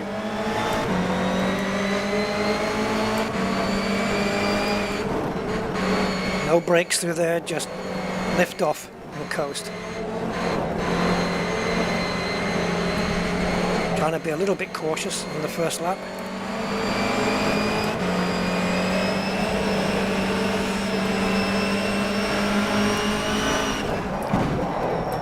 You see the way he just moved over on the guy? Ah, what does it take to get a... This game is determined. Ah, I have to admire the determination of this game, in that it wants me to be last before the first lap is done. It's very determined. I'm going to switch to this view. Maybe I can get a bit more spatial awareness. Again, setting off in the wrong gear. Screw that, man. I don't want to be ninth straight away. I keep forgetting, because it's not normal for a sim to do this. Okay, first gear. See if I can get a bit more spatial awareness here. At least just on the opening laps. Oh, Christ, I've done it again! It's sorry, it's just habit. The lights go out, bang, slap in a gear and go. It's pure habit. Ah, right. Rev up. Okay, you're in first. Do not change gear off the lights. Do not change gear off the lights. Don't change gear off the lights. Go! Now, get bogged down a little bit.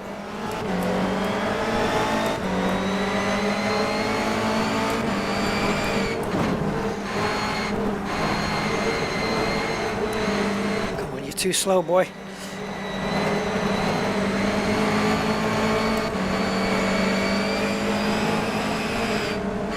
Oh, I'm in this pack here.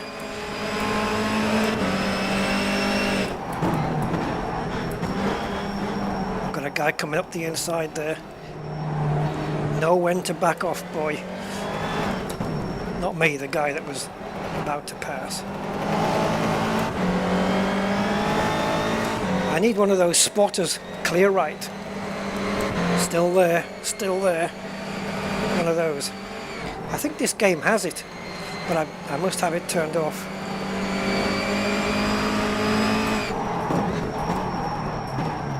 Yeah, he was so slow around that corner, this red one.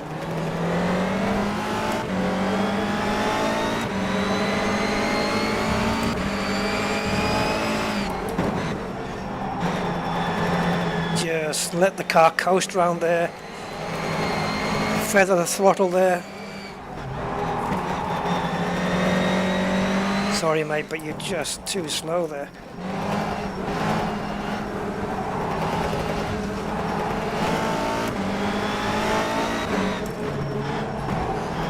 Sometimes I feel like it's shifting for me.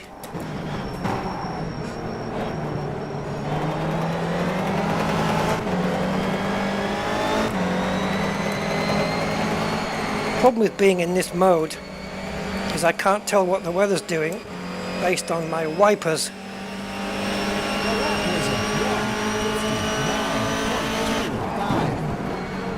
Let it coast it round, that's it.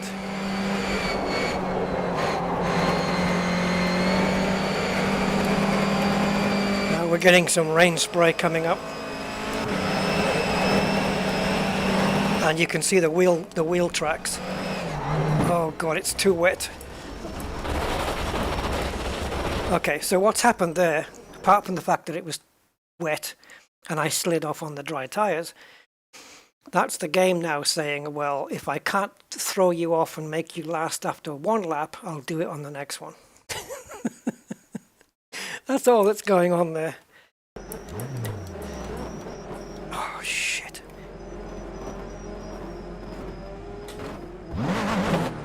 My gearbox doesn't go into neutral on its own. You have to press a button on the steering wheel. It's a Formula 1 thing. Okay, you want me last? I'm last, okay?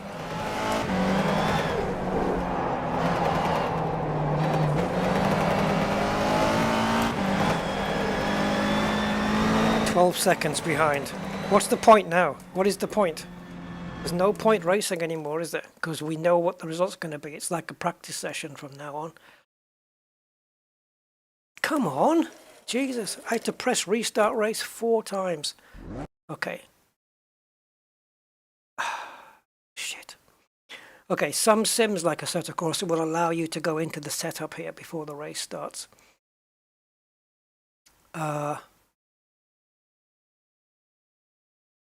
Okay. What we'll do, guys, is we'll come out. I'm going to get this correct. This is the thing I hate about sim racing, though, is all these little things you've got to do and restarts just so you can get one session done. It niggles me like you can't believe. Right, so we want rain 100%. This is why we were getting it sometimes and other times not. Oh, it shouldn't overlap like this. It should stop at 100. And if you want it to cycle round, then you've got to release the mouse and click it again. Come on, developers, it's not rocket science. So 75% chance of rain, 25% in, that's fair enough. So at least now I know 100% that I'm starting on wet tyres. Okay, I'm happy with that. Because it was the not knowing that was the problem. But it looks like it's going to be a definite rain start no matter what. So what will the AI do? Will they start on wets as well? Or will they start on the dries? And will that give me an advantage? Let's have a look here. I don't know whether... Oh, sweet Mary. I don't know whether you can see... Oh, you can't tell. I don't know if these things run on slicks or semi-slicks or what. Yeah, I can't tell. I'd have to be on track to find out. So, setup. And we'll go into tyres. Oops, wrong way. We want to go to the wet tyres. Now here's the dilemma though, guys. It's a 10-minute race. And after 5 minutes, or even before that, the rain's going to ease off. Do I try and survive the first 5 minutes on the dry tyres? And I think the answer is yes, because on the wet tyres, if the AI are also on dry, if the AI,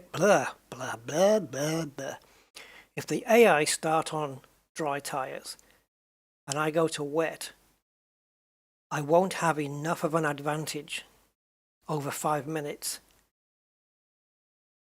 to pit, come out on dries and still be in the same position. I'm going to lose places. Because a pit stop's going to cost me around 30 seconds. So I'm going to have to race on dries. I've decided. Where am I now? 13th. Oh, well, are you happy now? What is this? Oh, my steering wheel wasn't straight. Oh, God. It's not one thing, it's your brother. Right. Steering wheel wasn't straight. Awesome. That was me turning it in the pits.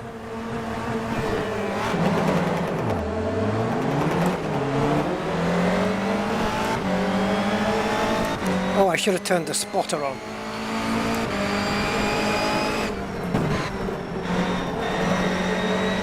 Yeah, the way they're all squirreling around, they must have dry tyres as well.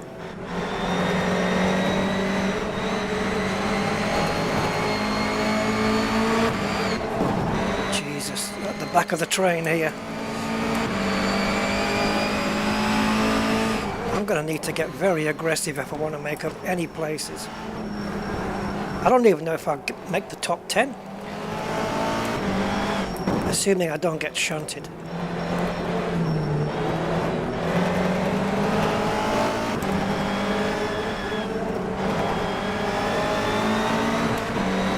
Oh, everybody wants the same piece of road. Where am I going?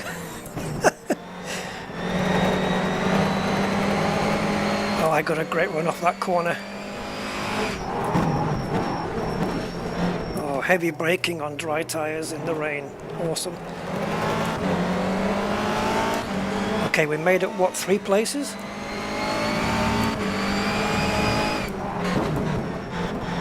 Careful on the brakes, Rust, because it's raining.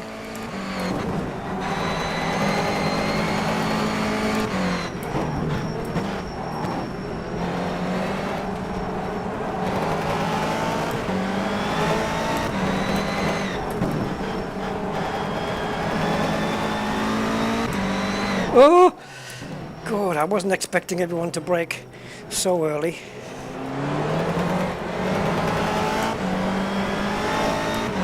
Oh my God, what the hell? They're all pitting, they're all pitting! They were on wet tyres! They were on wet tyres!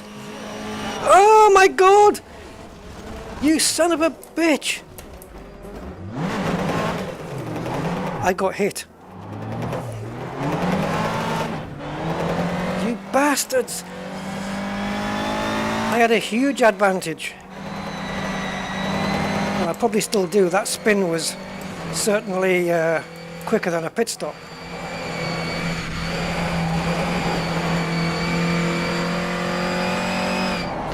Yes, this is what I went off last time. Just brake easy. Maybe the guys in front of you still have to pit.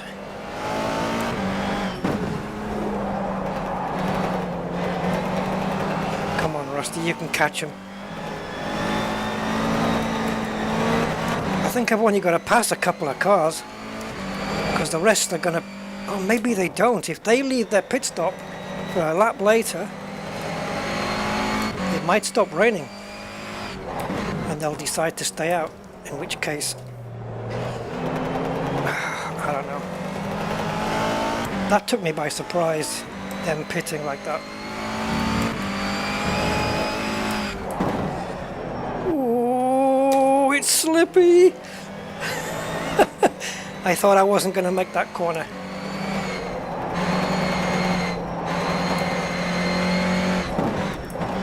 But I am catching them. Don't go on the grass. Stay off the grass. I am catching them quickly. I can clearly outdrive the AI on dry tires in the wet. Come on, before it dries up. Take your advantage while you've got it, Rusty. Yeah, get in the pits, you buggers. I'm staying out. I'm in the lead. 6, 4. Okay, Rust, just survive. Don't go off. And this win is yours. I took the chance and I stayed on dries for the whole race. I'm sure those black marks on the wall are mine. There's still rain spray behind me though, so just being careful. There's a surprising amount of grip, regardless of the weather.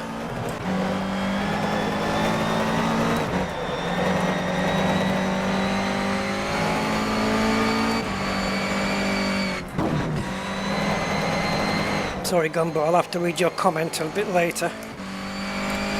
Okay, so we're halfway through, so the rain will have eased up now. I think I'll just stay in bonnet view. Just don't make any sudden movements on the steering wheel or the brakes. Come on.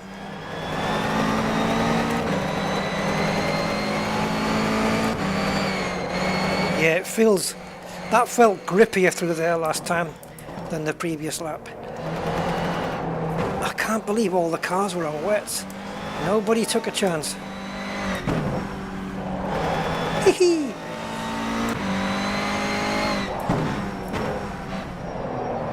Maybe they don't have access to the weather forecast. What a shame. After all the toils I've been through with this game today, if I win, I'm going to deserve it.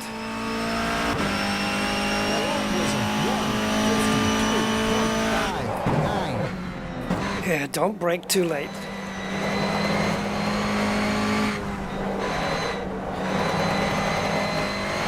I mean, I can still go through here almost as quick as in the dry. It's not far off. So I'm feeling pretty confident. Hug the inside, come on, round to the outside. There you go. Yeah, the grip is there.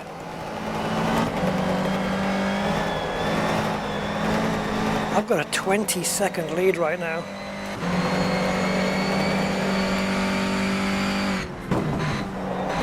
All I have to do is just not crash.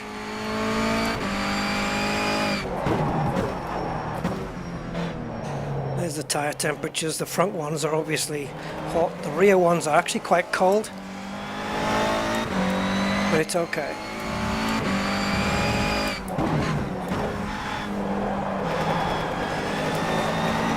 Because it's been raining, the front tyres won't heat up so much as if it was, you know, as it would be if it was dry.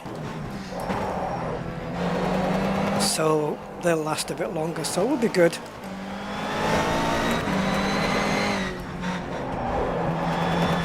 Oh, too much. The grass is particularly slippy in the wet, so we don't want to do any lawn mowing.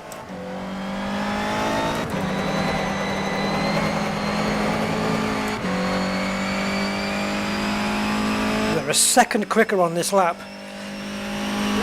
That was a second faster, so the track is definitely drying up and getting grippier.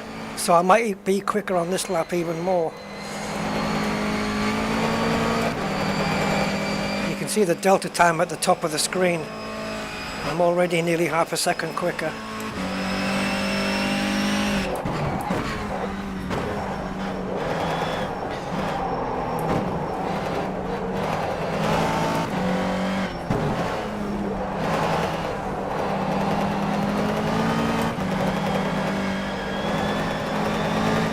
Every time I do a right turn with my wheel, my inside elbow is killing me. I don't know what you call it, the crook of your arm. Yeah.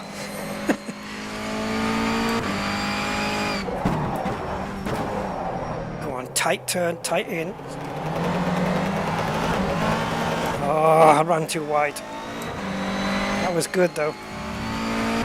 We're another second faster again on this lap. 1 minute. Okay, that'll be one more lap then after this. The track is definitely speeding up. And you can see nearly 1.6 seconds faster than before.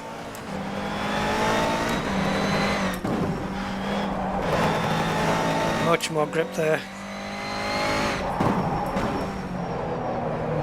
Whoa.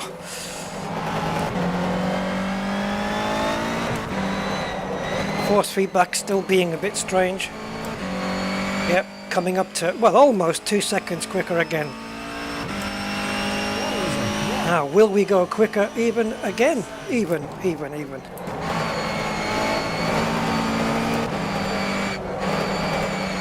Yeah, look, I mean, 3/10, 3.5.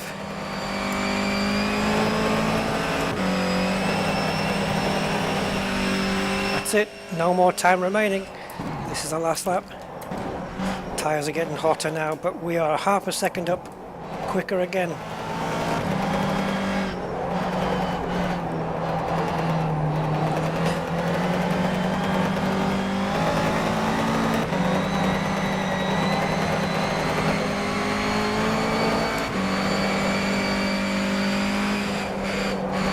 Come on, get it round. Get it round. Yes, baby. 1 second faster now. Just so much more grip now. And when you hit that curb, it pulls your steering wheel to the side until you get off it. Oh, Rusty, don't!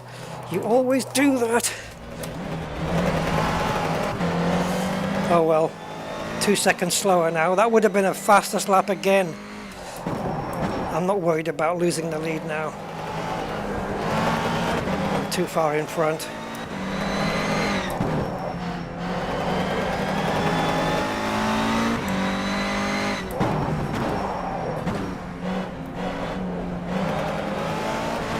Actually, they were closing me down. 18 seconds. Mind you, I did just lose some time. 3 seconds.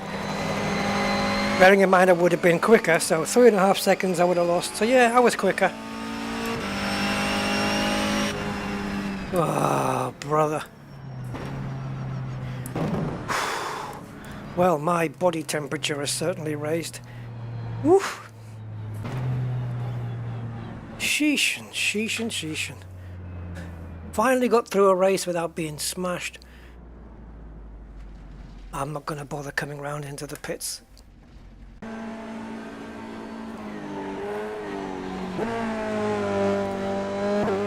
So I think this is live. Is it live? Nope, it's not live. Why? Normally you can switch this between live and replay.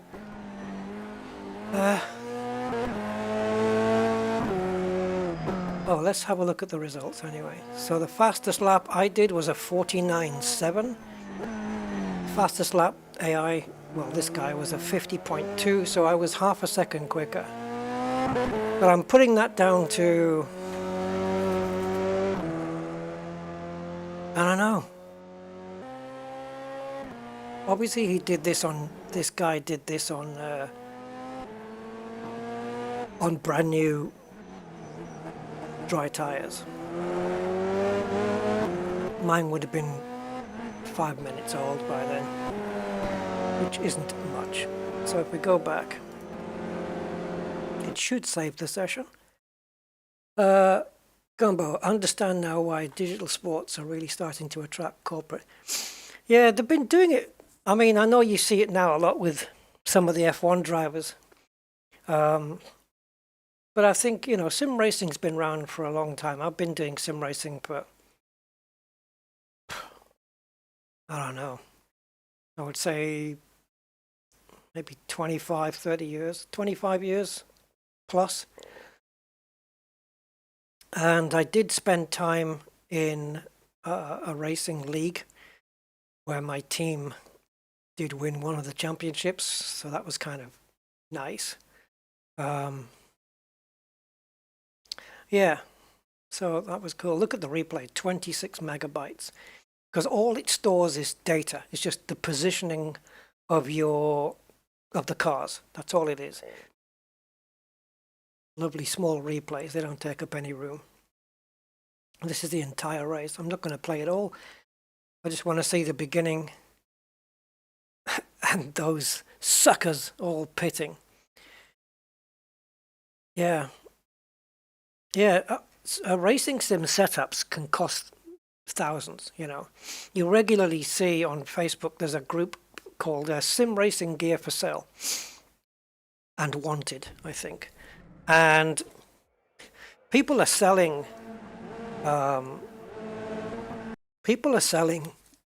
sim rigs on there for thousands, you know, $5,000, $10,000. It's an expensive hobby if you're dedicating yourself to it. There's no doubt about that. So here we've got, this is what I like. Look, the mouse goes off, it goes away. Beautiful. Perfect. Mouse comes down, it comes back. Nice. That's how I like it. But if I leave it down here, you've got my pedals. The clutch is automatic, so I wouldn't bother with that one. Here's the brake. There's the throttle. This is your G meter, so you can see how many G's I'm pulling. Specifically through a slide, when you have to go, gee, look what, sorry, shut up, Rusty. Right, okay, play. I'll leave this on for a little while, so you can see at the beginning. So I'm what, 5th? I don't know where I am. Oh, that's me at the back. Oh yeah, because they all pitted. Yeah, I'm at the back in this one. There you go.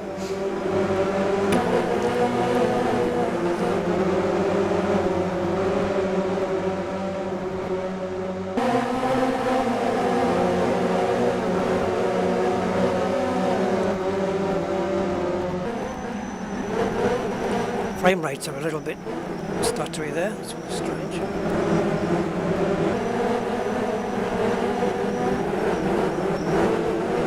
I did pass a few people, didn't I? I took this guy, didn't I?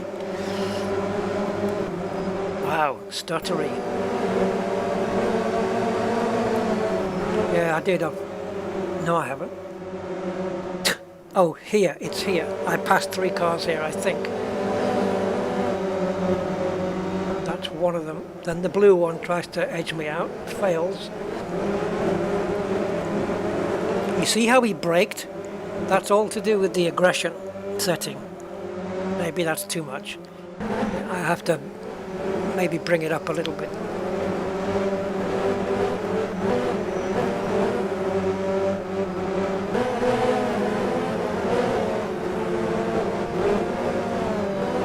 I don't think they start pitting until lap 3, maybe.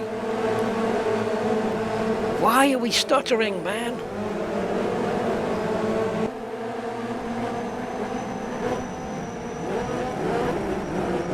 Maybe because it's loading it off the hard drive? I don't know. And the fidelity of these pedals is terrible. It's very stuttery as well. There they all go, and then I get, is it my fault?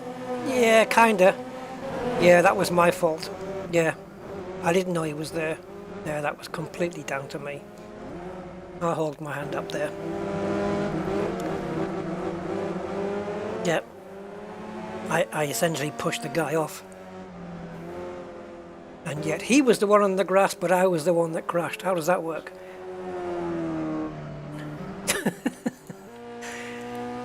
So going further into the race, oh, my lead is just unassailable.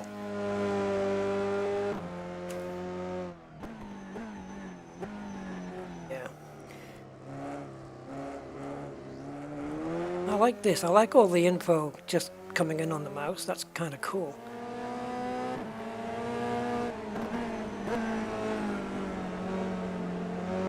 Yeah, and from there it just got faster and faster every single lap. Okay.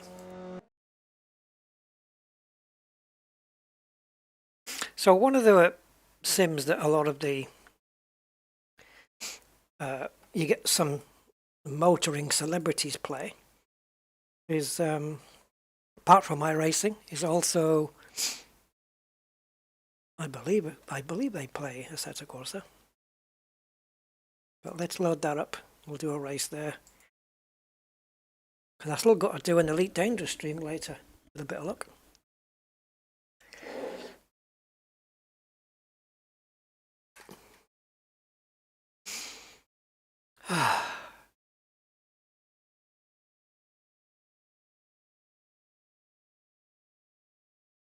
Right, so as soon as we get the game popping up, I will select it with, oh, I think it's up already. Look. Yeah, it is now.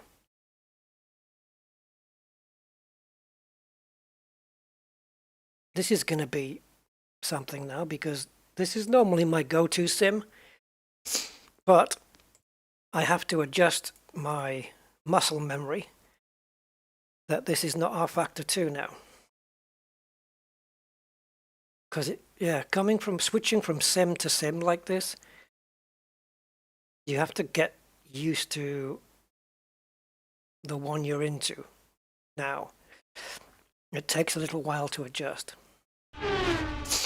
Yeah, if you no longer go for a gap, you're no longer a racing driver. I don't subscribe to that. I know Senna said it, but sometimes there's a gap there and you go for it and you know it's going to close and you end up getting pushed off. But yeah, the essence of what he's saying If there's a gap that you can go for, yeah, I do agree with it, but it doesn't always, it's not always the case. All right, so single player then. Game mode, we're going to have a... Now, what is the sprint race? See, I don't want 2 races. Ah, here, quick one. So let's set the settings that we had before at 3 o'clock, 10 minutes.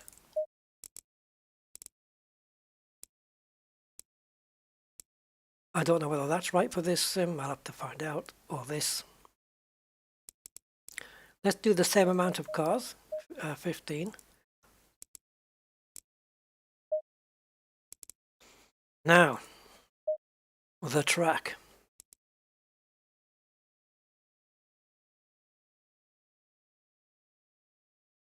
Laguna Seca, guys, in the States, with that famous corkscrew.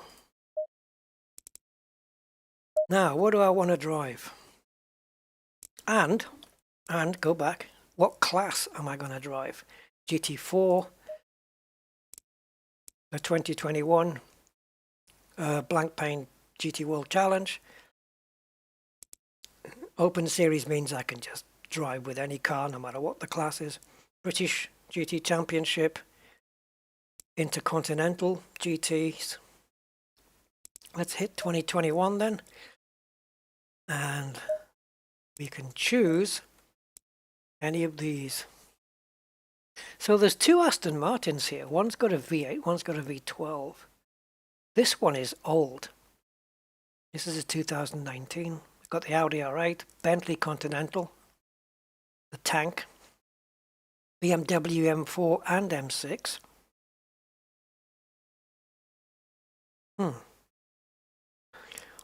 The Jaguar, it might break down.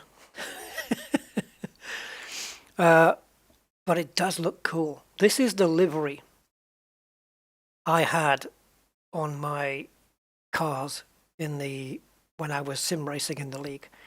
It was this color blue with the Jaguar in that color. And my team was called this, Equinox Jaguar Racing. That was our team. I think we had about 16 drivers in my team. I ran the team. I think I had 16 drivers competing in different classes. And I had one guy, his name was Jimmy,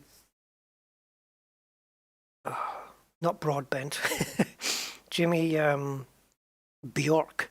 Jimmy Bjork. So I don't know. Bjork is what? Swedish? Finland? Yeah, Bjork. Jimmy Bjork. He was so fast. He would just, I don't know. He was just so quick. He would just win everything. And I loved that he was on my team. But I don't know whether to take my Jag or what. Go with a McLaren. The McLarens are nice on the track. I do like the way these cars handle. I don't particularly like that livery. Is there any others? Inception. That's kind of cool. Like that. JP Motorsport. Was it Mr. Budman who mentioned black and gold liveries? Should we take this one then?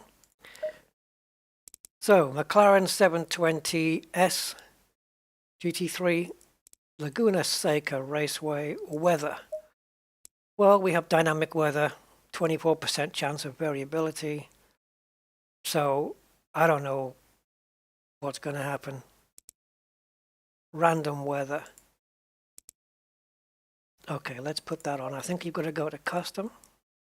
We're going to enable random weather.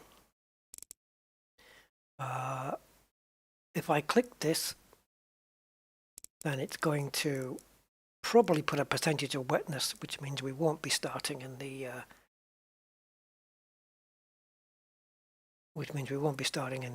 dry. Yeah, yeah, Jags are quite unreliable, aren't they? I think mainly, again, like Land Rover, mainly electrical issues, but still. Right, so all the assists, they are off, but don't let this fool you. So manual gearbox, Engine start is manual, so I don't have to fiddle with a button on my keyboard. Same with the wipers and the lights. Pit limiter automatic. Stability control is off. Automatic gears are off, they're the most important ones, and the ideal line is hidden because I know the track. And I'd never used it anyway. Even if I didn't know the track, I wouldn't use the ideal line. I prefer to learn it myself. Okay, let's go. So what's the weather? Does it say? Right, cloudy. Okay, so it doesn't look like it's raining yet. So it looks like we're gonna at least be starting on dries. Oh, wait a minute. Okay. Right, you said what? You see what I said before about allowing it to change the setup like this at this point? It is absolutely peeing it down. So let's just go for a wet preset setup. I don't know what tire pressures because I've got no data to go off. But it's raining, so I'm going to reduce them all round.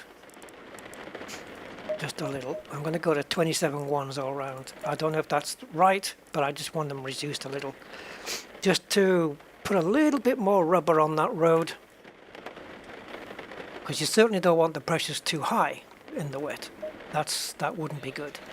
So I'm starting 13th. Yeah. This is gonna be fun. Alright. Where's my... Stay in double file. Alright, this is my sim, my favourite sim these days. Where's my glasses? Oh, there they are. On my head.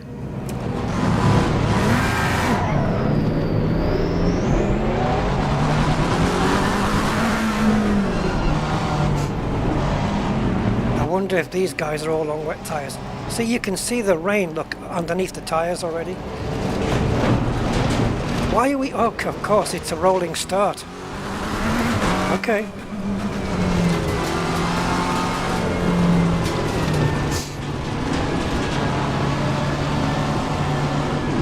And I hope we don't need to change tyres, guys, because I'm telling you, I don't have the steering wheel button set up to do any kind of pit instructions.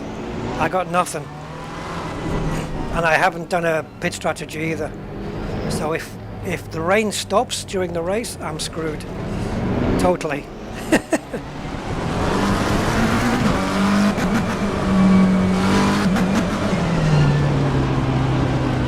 Green light, give it okay.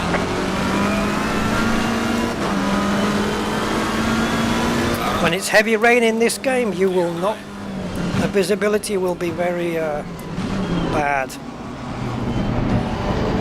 You might not see where you're going. Car on the right. Clear on the right. Oh, these stutters, what's going on? Micro freezes, I should call them.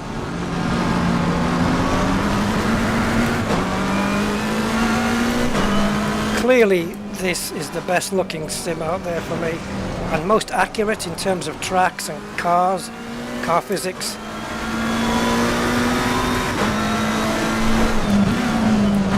This is easily my sim of choice today.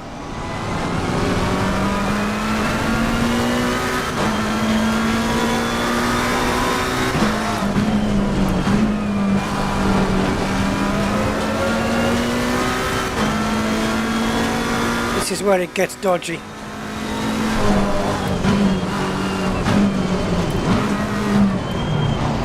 Car on the right. Clear on the right.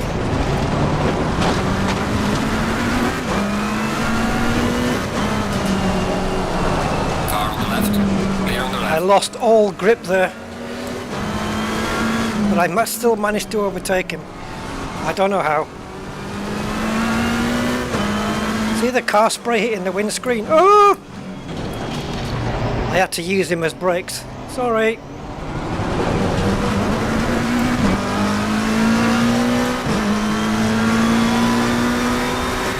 Please keep raining.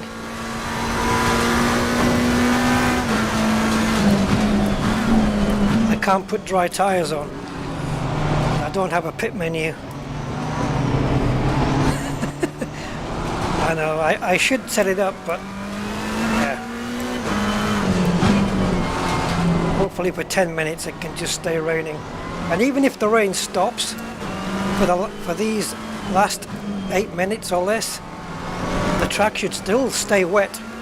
And if it gets a drying line, I can still stay in the wet patches. Car on the right.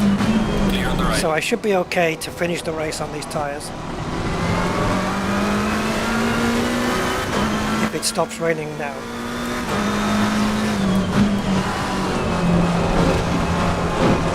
Oh, don't go too far over. Push your luck.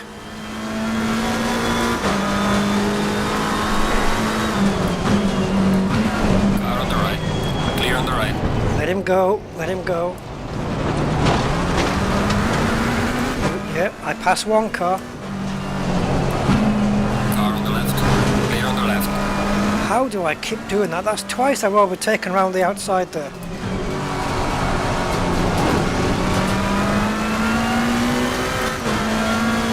I think the AI strength needs to be a bit more, Clear on the right. because I'm trouncing them here. I'm in 5th already. On the right. He's coming back at me, guys.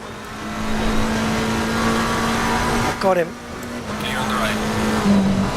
Ooh, you sweetheart. Car on the right. Clear on the right. Car on the left. Clear on the left. See, I got hit there, but it didn't knock me off like it would in R Factor. Because these cars have actually got some weight behind them.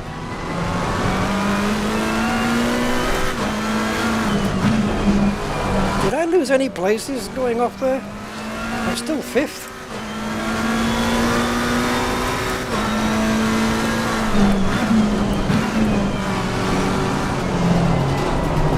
I'm on you, baby. Come on.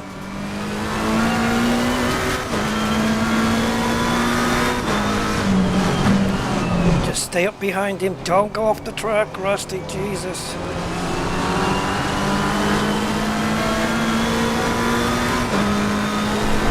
Ooh, gentle, gentle, gentle.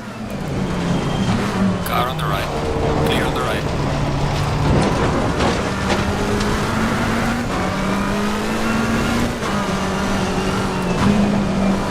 Ooh, man, that is slidey around there.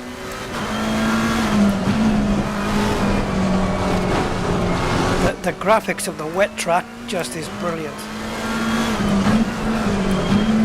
And if you see a puddle, that is proper standing water, and best avoid it, because it will take you off.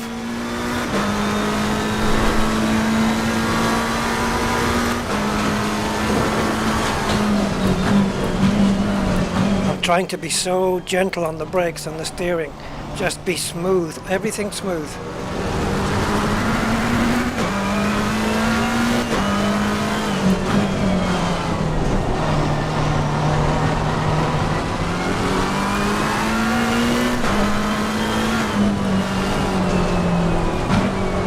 Now this McLaren turns in really nicely.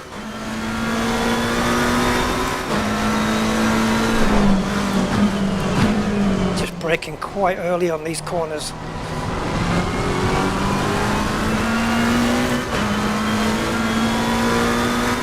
See, if it starts to dry, which it won't, but if it starts to dry, you can start adjusting your traction control settings, maybe making them less aggressive. I think I'm on a pretty aggressive TC setting right now. Concentrate, Rusty.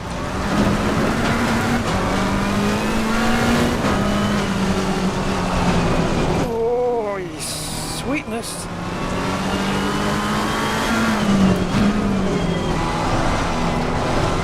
Take him here, take him here.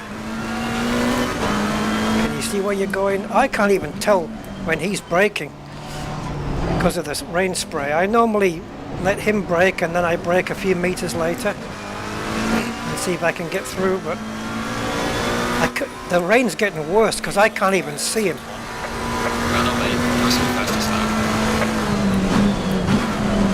my personal fastest. I can't even see him with the rain spray now. It's just getting wetter and wetter. Oh, crunching over those sausage curbs. Oh, it's hard to turn in now. I don't know where the cars behind are. Oh, it's getting really slippy.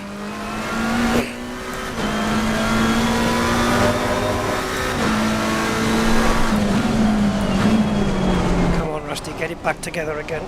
Catch him up. Get on the podium.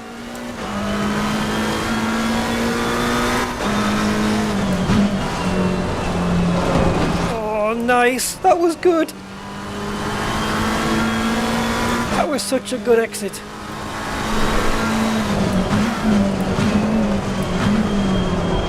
Yeah, you're on his gearbox again. Ooh.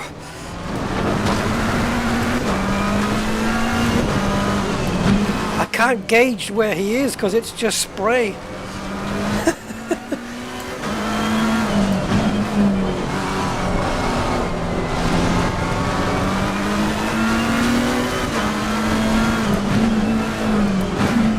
This is risky, Rust. He might back off though. No, he's not. Worth a shot. I'm trying to keep it, you know, fair.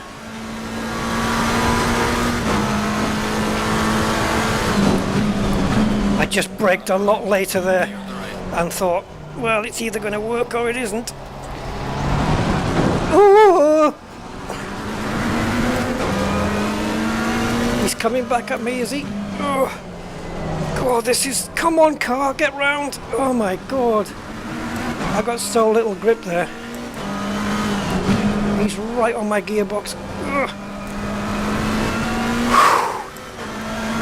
Oh, man.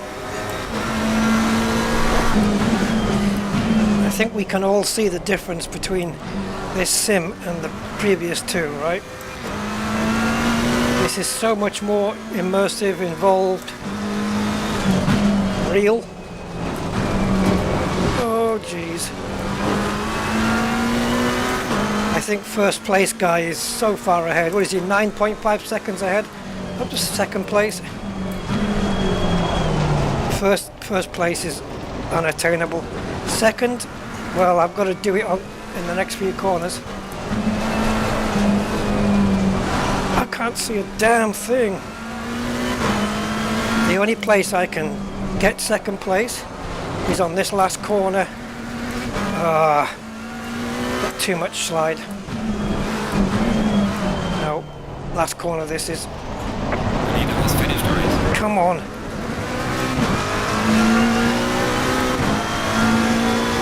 I just took the traction control down, but it wasn't enough. Damn it, one more lap, I could have had second. Oh my God. Holy smoke. Well, that was just so much better than R Factor 2 and Race Room combined.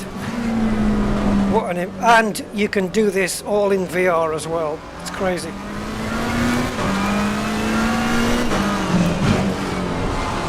Yes, well done, Mr. Campbell and Mr. Vervish.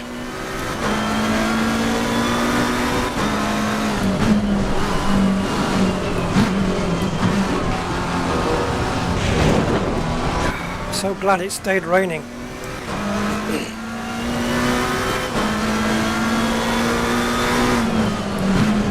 I don't think I've got any buttons left on my wheel to assign to the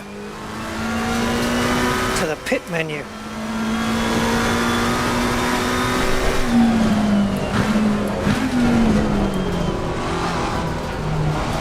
All the different colour flags getting waved, which is normal after a end of race.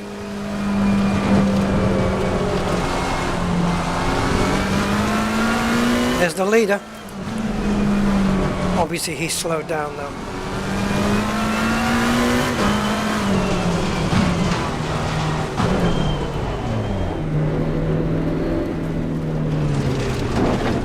Oh my God, that was tighter than I expected.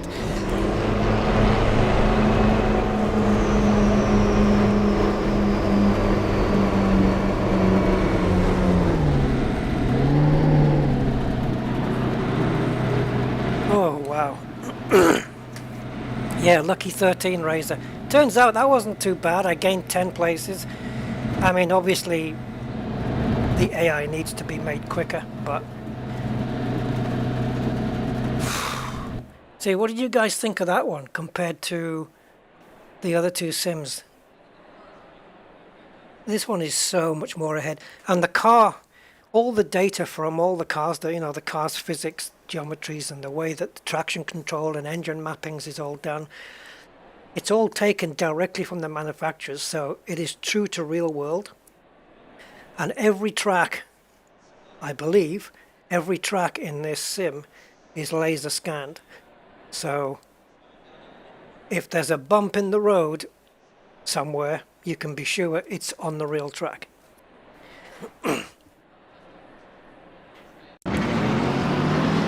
And I will tell you this. I don't know which track it is.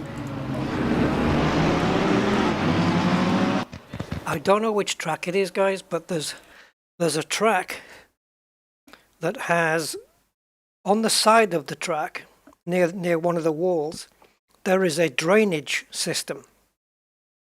So you've got like a concrete dip by the side of the track, and the water, the drainage water, flows through. It's in the track. You can, if you go to it with the free camera, you can actually see the water flowing under like it does on the real track. The detail they've gone to in this is is crazy stuff. And I love it. Look, you can save the replay and you can just save the highlights of the race. So let's have a look here. And again, full marks to them for doing lap separators. So if you know something happened on lap 5, you know exactly where to go. It's just so much better. So much better. Right, so this is me. Ignore that. That's just me in the garage messing with setups. It will all correct. There we go. Right, I'm going to skip the beginning bit. Because it hasn't gone green yet. Okay, now we're green.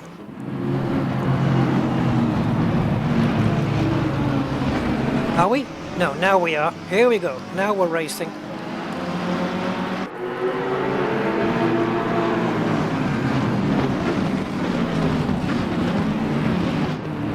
Lamborghini alongside me there, and a Bentley.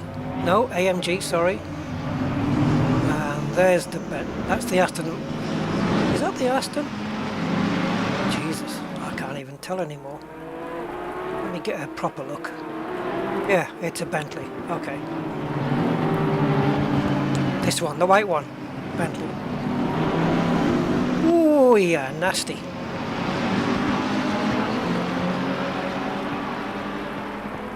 I think we have another TV view. Nope. We do. We've got a couple of TV views. We've got 3 of them actually.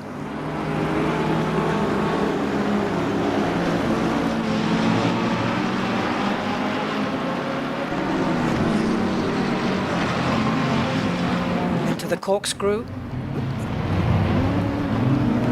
And that's me. I think I took one car there, but not both, which I'm fine with. Oh, I took it. Yeah, there you go, round the outside. I was almost a passenger there. That's how it felt like. Look at that. Look at the track there, though. Isn't that it's gorgeous? The texturing here. And the way the lights hit off it, especially in motion, it just looks great. But this is done with the Unreal Engine, guys, and Unreal Engine 4.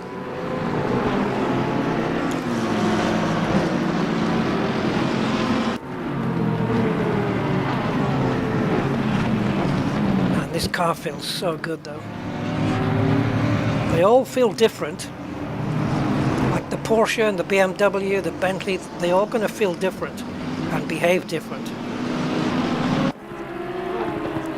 And they'll all have different engine mappings, different, like traction control 5, setting 5, will be a different amount of traction on this car than it will be, say, on the BMW. It all depends how the manufacturers have done it. That would make a good thumbnail, wouldn't it?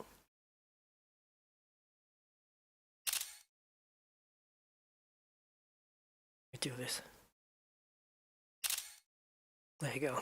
That'll be my new thumbnail. It looks decent. Oh, it looks like I've got my ghost trails back.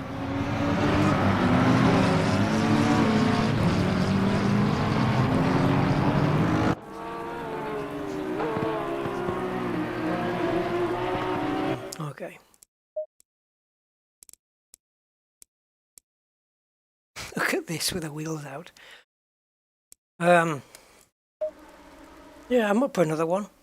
Another quick 10-minute race in the dry this time. If you guys are up for that. Okay, so let's go cloudy.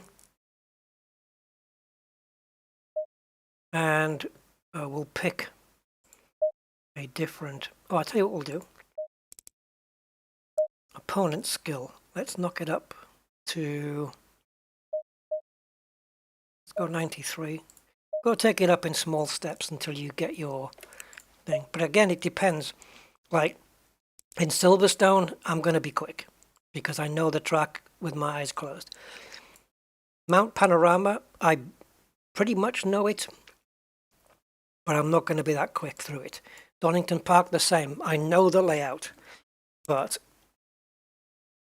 I don't race on it enough to be proficient with it.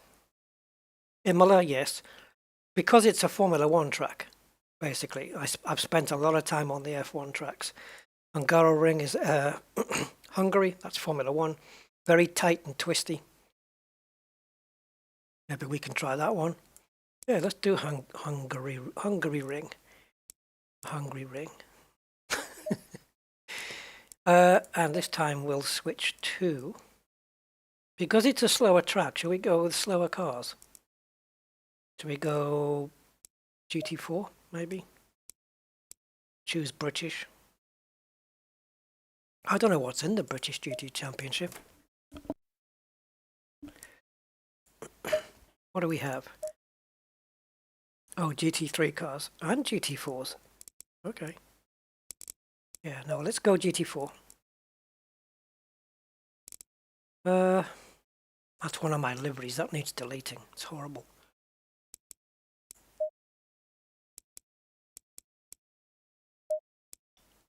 Alright, so these cars are going to be slower. I'm probably going to pick the BMW. I have a confession. I did make this livery. I am responsible for this, and I'd like to apologize unreservedly for doing this. I don't know, and I promise I'll never do it again. Giannetta's cool. I might go with that BMW. Porsche 718 Cayman. Nice. Let's go with the M4. Now wait a minute, where's my horrible car?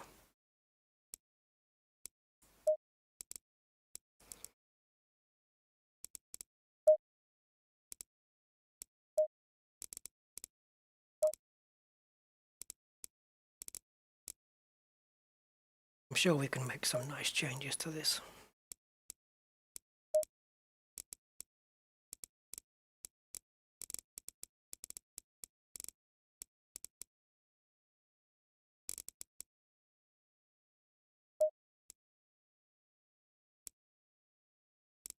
Auxiliary lights, green. Do we have any? Oh yeah, we do. Up here on the A pillar. Let's make them yellow.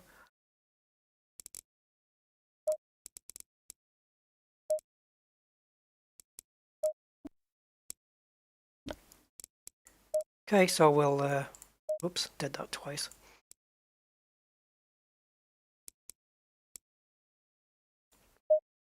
So now Hungaroring is not available as a track because it's not part of the, oh it is! I didn't think it was part, so why did it deselect it? Okay, cool, Hungaroring. I didn't think it was part of the season, but it clearly is. Okay, so.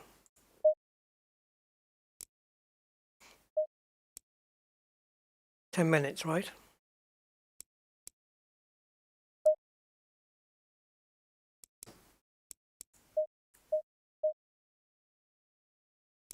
Okay, let's go 1800 hours.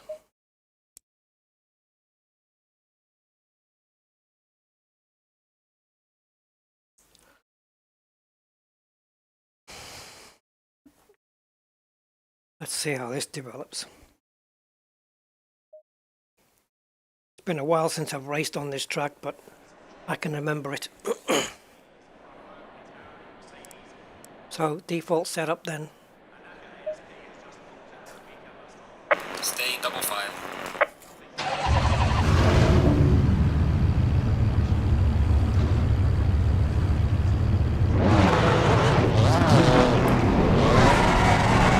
Low tide vision. Stay clear of the curbs. So these cars are slower than the GT3s, but it doesn't mean that they're less fun. Not in the slightest.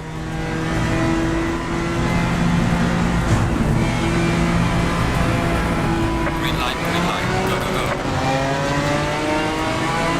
Car on the left. This is going to get hairy down here. Clear on the left. I couldn't brake any harder. Car on the left. Clear on the left. Car on the left.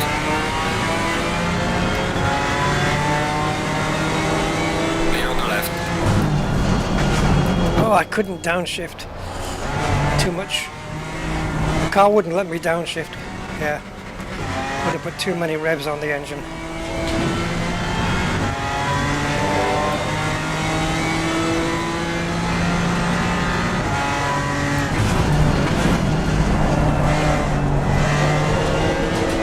Oh my god. Doesn't feel quite as planted into the ground as that McLaren did.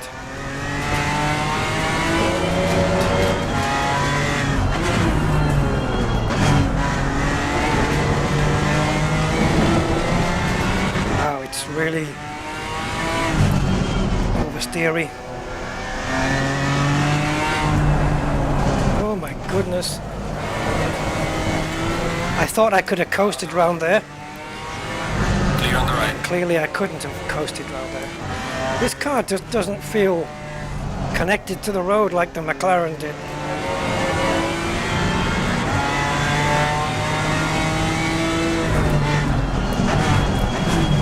Bloody BMWs, eh?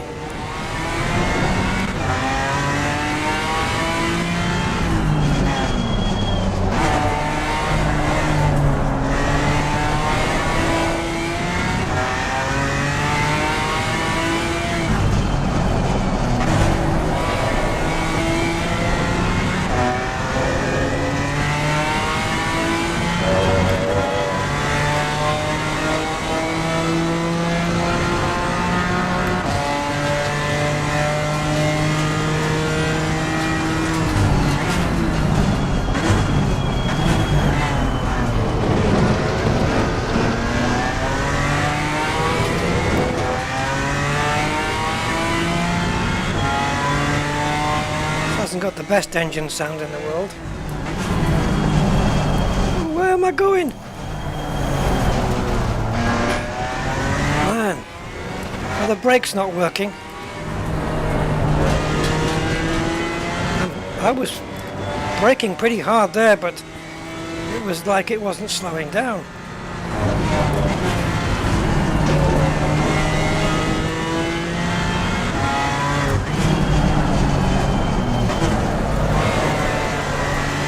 Jesus Christ. Clear on the right.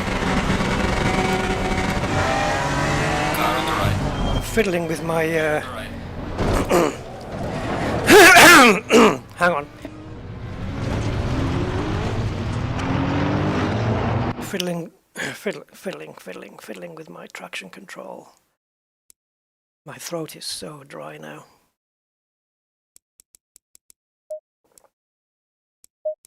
Let's choose a different track. I don't like that one. That car and that track is not a good combination.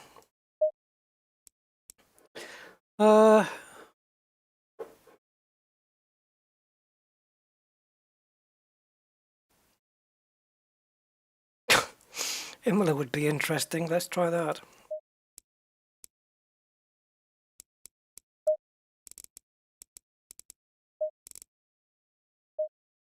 Yeah, that was tight and twisty. It doesn't really work with the with how, I don't know, it felt like it was on suspension that you would get if you bought it from the dealership. It was really soft and springy. Stay in double file.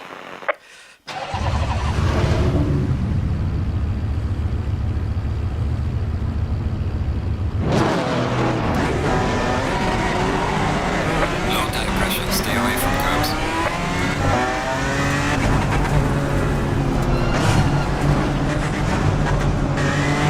Wow, I'm all but last. 14th place.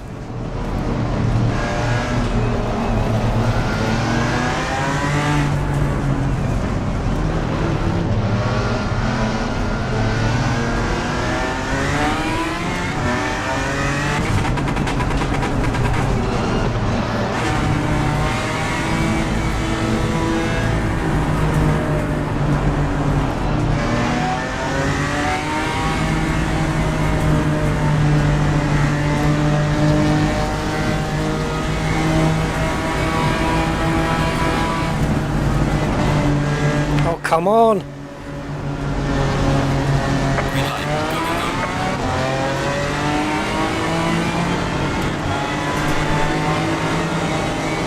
Car on the left, clear on the left. Car on the left, clear on the left.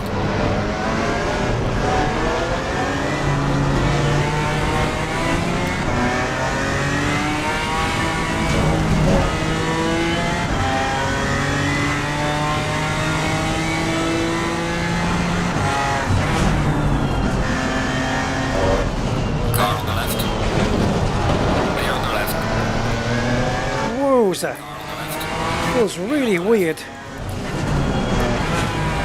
Car on the left. Clear on the left.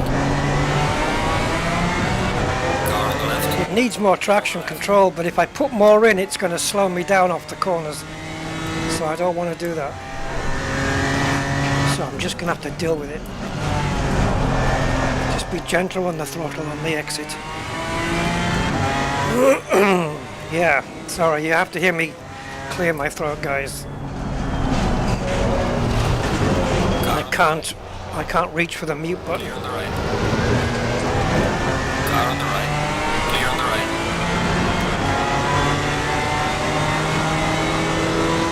Car on the left. Clear on the left.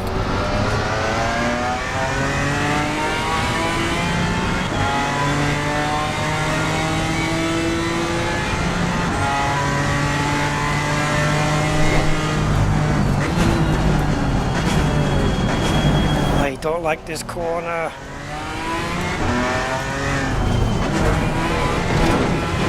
Oh, stop taking so much curb, Rusty. It's costing you time.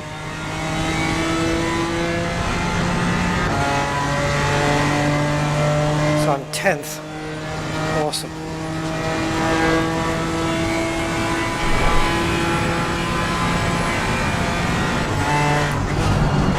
Car on the right. There's no brakes on this thing. It can't brake for toffee.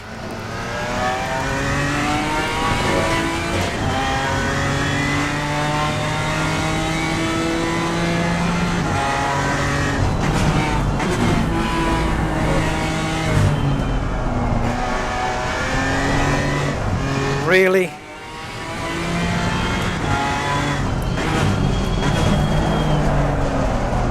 Car on the left.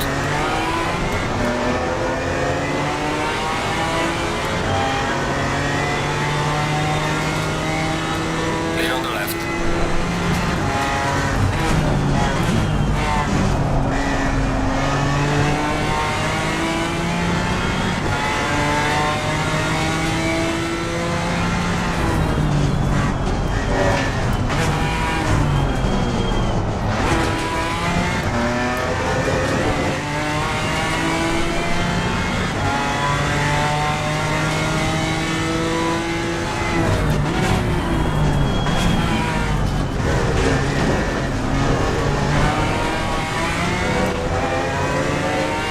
Trying to get the power down so early, but it doesn't make a difference. Oh god, the bloody thing! Mechanical braking on it sucks as well. Maybe I need a different engine mapping, I don't know. I don't even know if changing the engine map helps the I'll think of the word in a minute. Mechanical braking, but there's a engine braking. That's what I mean.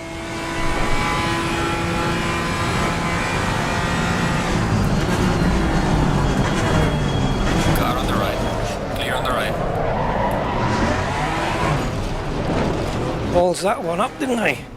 And now we do this ballet dance for the next 10 minutes.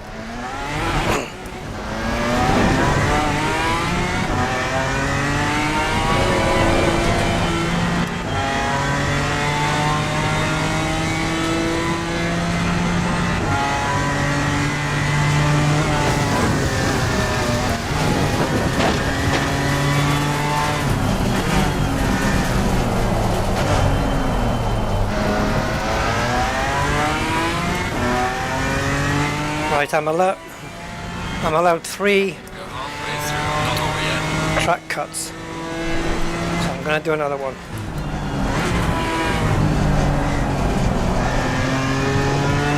I don't like the way this car handles.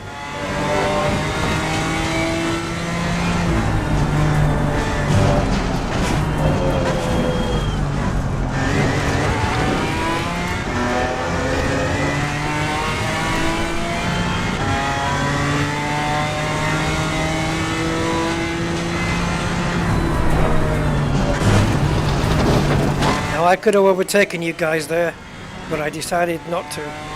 Just to cut the track, just to be back on the back of the pack. Car on the right. Fuck off! Clear on the right.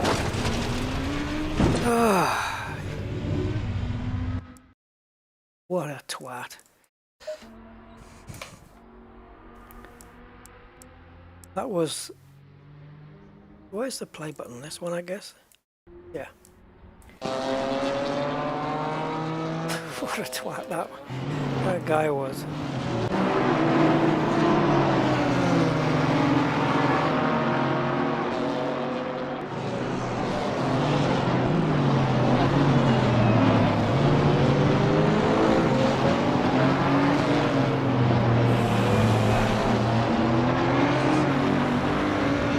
Funny, whenever you get a collision between, this is not just the Assetto Corsa, but some sims suffer from this more than Assetto Corsa, some not so much, it depends.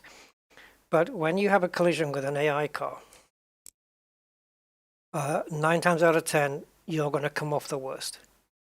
Like if you try, you know the pit maneuver, if you try that with an AI car, forget it. You won't come off better. You'll come off worse because it's the way the physics works. That the AI cars are just able to stabilize their car almost regardless of anything. And there are some sims, I'm not quite sure which ones they are now, where you can tap a car in front accidentally or whatever, just not bumper to bumper because that's kind of head on, but maybe at an angle, and it will knock you off and the AI, which seems more realistic to me, as opposed to the AI having what I term tank cars. And you find that a lot across the sims as well. You know, R-Factor's guilty of it, Race Room is guilty of it. It does happen. And also another thing you don't see too much of, but I think it happens in Automobilista 2, is AI cars having making their own mistakes. So crashing, hitting each other, like you would in normal racing. You don't really see it here, which is a bit of a shame, because it's like I'm the only one on track that can make a mistake and not anybody else. So I'm going to change my car, do the same race, but I'm going to pick the McLaren this time. Oh, we've got different color ones. Okay. There's your McLaren orange. Or we can make up a custom one, but I'm honest, I can't really be bothered to do that for such a short race. Shush a short race. Shush a short race. Is this one of mine? No. That looks kind of cool. Nice. Blue and orange go together quite nicely. Okay. What was this one again? Oh, right. Ah! That one. So we go with that. Let's play as a woman here, Lisette Brahms. Okay, we are Lisette, and we're going to do the same thing in a McLaren now. Same racing class, just a different car, and let's see if it's a bit more stable than that BMW. Because I hit the brakes. I mean, obviously the brakes aren't going to be as powerful as a GT3, but man, I don't know. It's taken a while. Just got to get used to it, I suppose. Get used to the differences between GT3 and GT4. So where are we? 14th. Again. Oh, this is going to be fun. I can't even see my dash lights. Stay away from curbs. I'll have to use my shifting guide as the meter that's on the right hand side there, with the rev lights on it.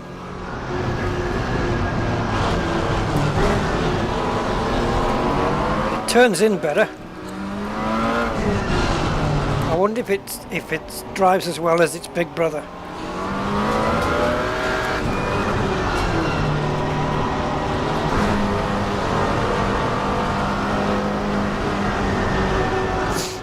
E-Sky, that's the Yorkshire version of normal Sky. E-Sky.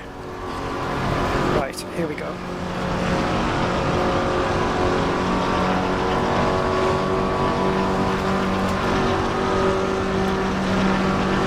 Green light, give it all go.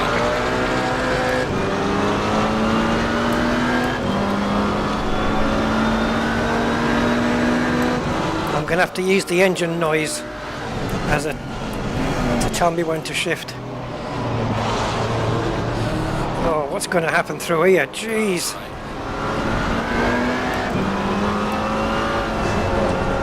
This car feels a lot more stable. Ooh, we're getting hit. Cheeky bugger. Car on the right. Clear on the right.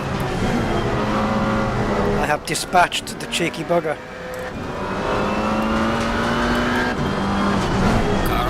It brakes better, it steers better, the suspension feels stiffer. This is just better.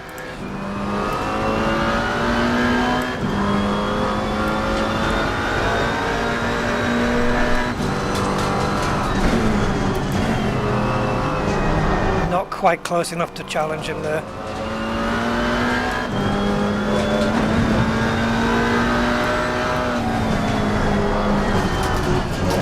wasn't sure how stable it was going to be. It was a bit squiffy. Car on the right. Clear on the right. Car on the right. Clear on the right. Wow, I was able to brake so much later than what the BMW would have been able to do.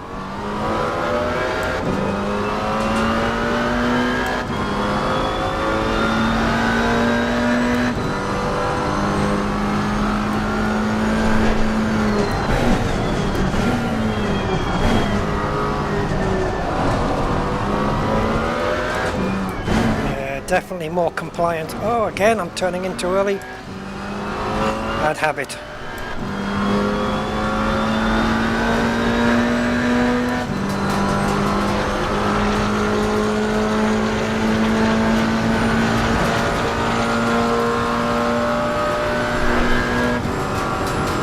Oh, sixth gear is crap. I think maybe I shouldn't use it.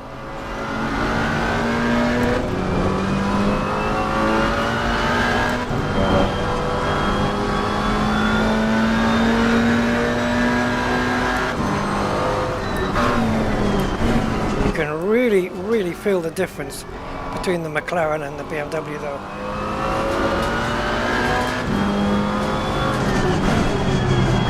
Car on the right. Clear on the right. It's like a different world almost.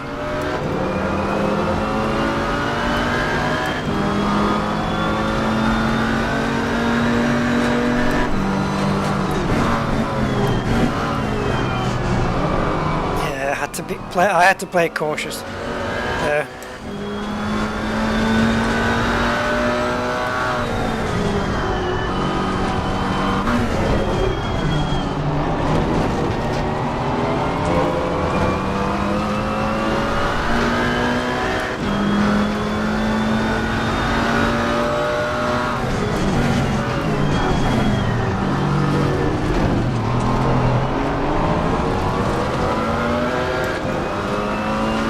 Boy, I'm at this AI level with this track and this car, it's making me work for it.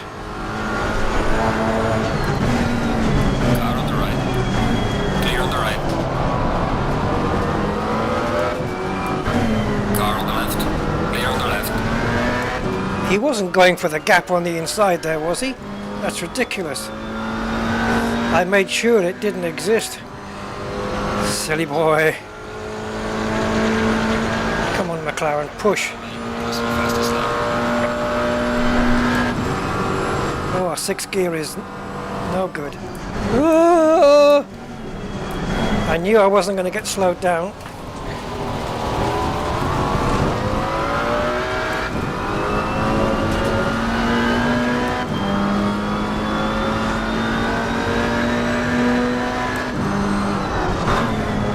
Yeah, stay away from sixth gear. It sounds like an overdrive.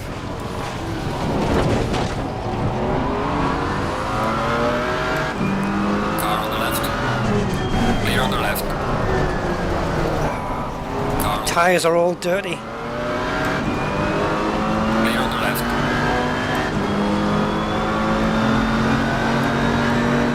Car on the right. We are at the halfway mark. Oh, I braked so damn early there. That was ridiculous, Rusty. You could have had him. I just really braked too early.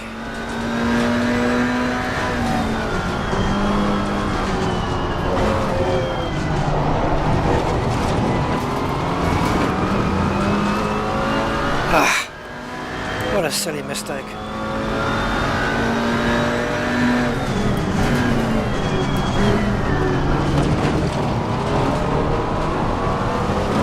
On that chicane, the trick is to take a lot of the inside curb on the first part and then just touch the apex on the second part and you get a good exit.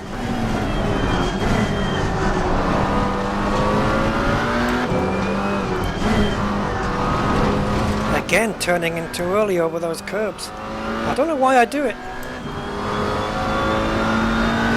It's my thing.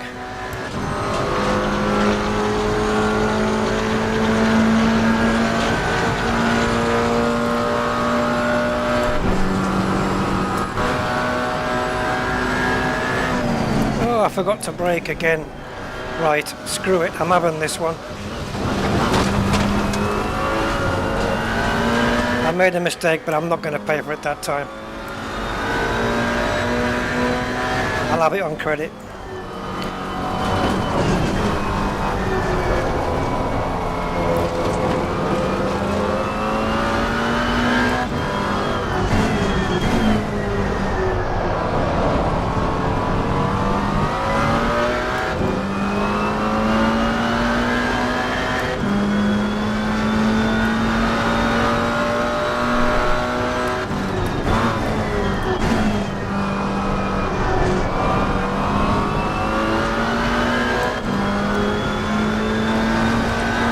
I think I would be, judging by these results, I would be bringing the AI down by 1%, I think, to 92. I think 92 is probably bang on the money.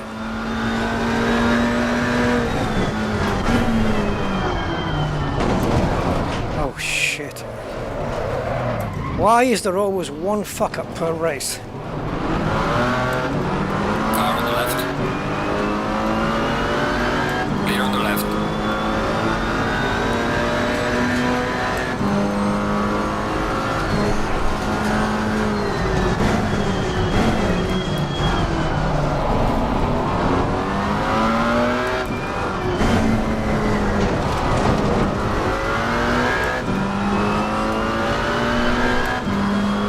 I don't know what's happening to the performance. This car was, in the opening laps, it was really good.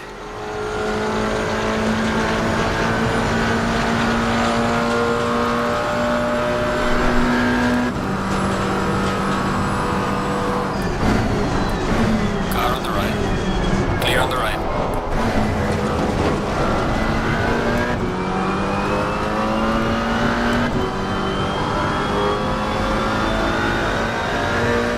That's my position. I can't catch up. All I've got to do is just not let anybody get past. Can't be fucked with that now. I don't know why the car was really good in the opening laps and then every lap after that was just shite. I don't get that.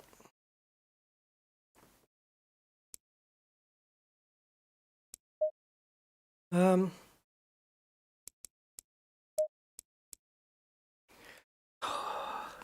it. When you pick a different series, it resets all of these. And I don't know why it has to do that. Quick race is still possible with this setup. And do we still have, where were we? Oh, Imola. Is Imola? Yeah, Imola's still on the calendar. So that shouldn't have changed. Silverstone. Only because I know it. Right, so we have, what is this? Intercontinental. I'm going to do this last one. Porsche, Ferrari would be cool. Honda NSX.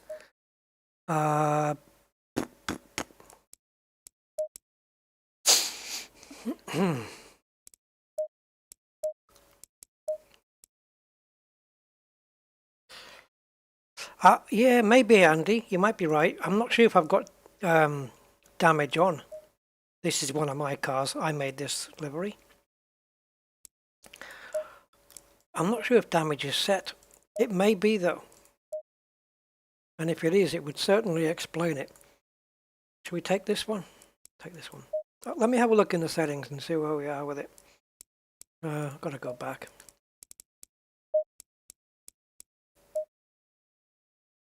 It might not even be here actually. Might be under a different menu. Assists.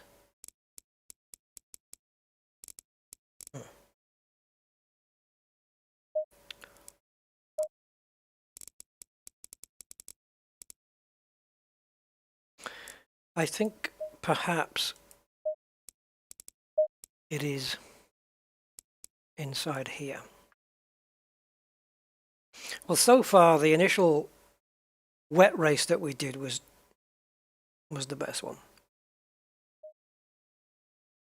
That was a proper race. Nothing went tits up in that one. Right, what are we looking for?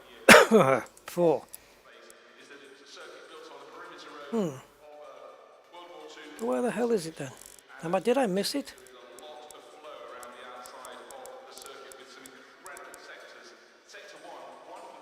Yeah, they can rate your driving standards, but I've got that set to multiplayer only, because the online racing stats should not be concerned with anything I do offline. So that is off. It should be here.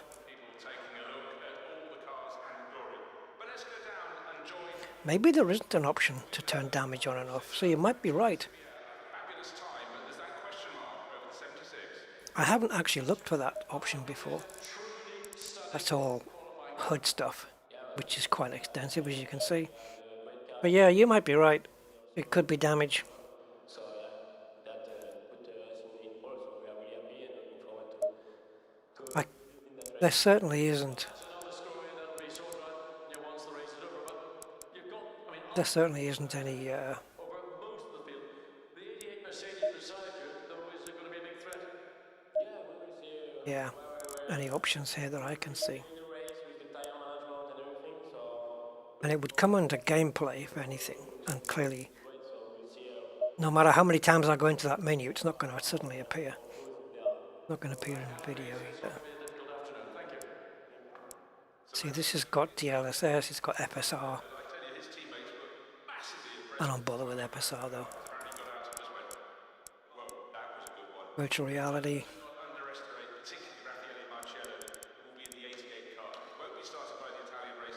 Yeah. It might be a thing then.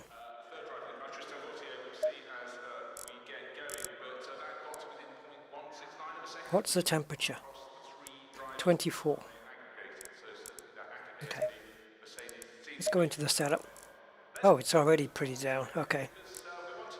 I was going to adjust the pressures to around 26s, but I'm quite happy to leave it there.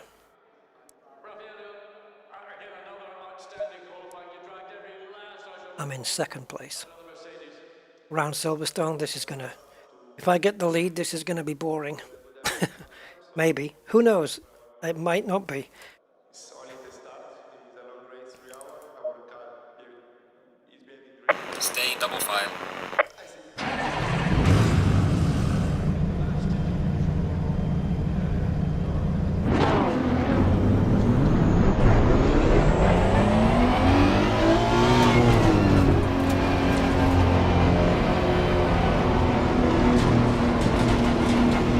This is going to be a short run.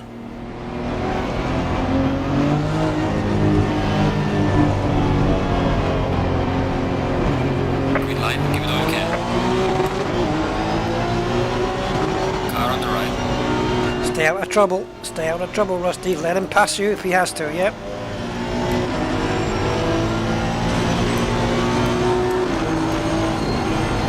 Ooh, wobbly steering.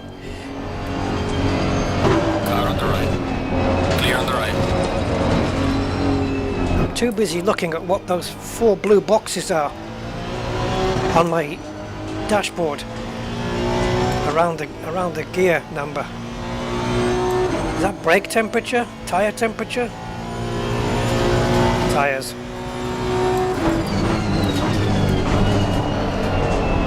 I don't mind a couple of cars getting in front of me at the start, as long as I can catch them up.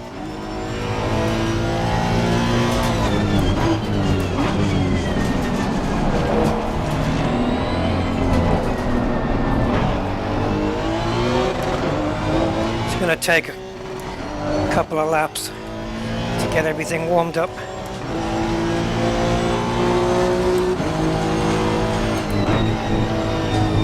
Oh, that was greedy.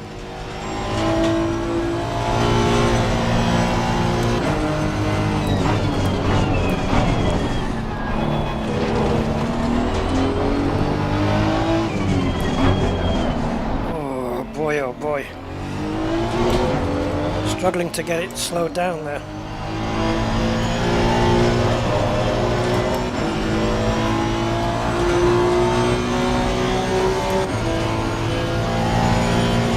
reduce the traction control a little, just to see if that gives me a bit of a better run, or run off the corners, or whether it makes me too slidey. No, it's okay.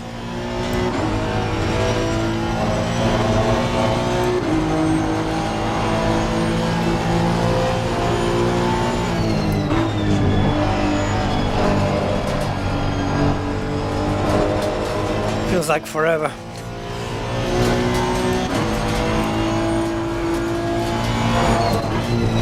Ooh, that was a bit aggressive. That was my fault.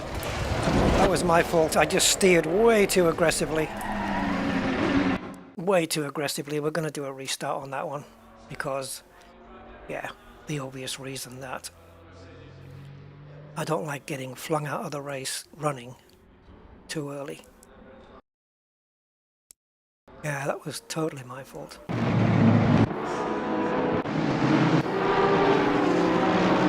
Yeah, I don't know, I went into the corner, I wasn't completely happy with the angle I went in. And then I steered to try and compensate and make up for it. But then when I steered back the other way, it was a little bit too aggressive. So that was... yeah, hands up on that one, that was me.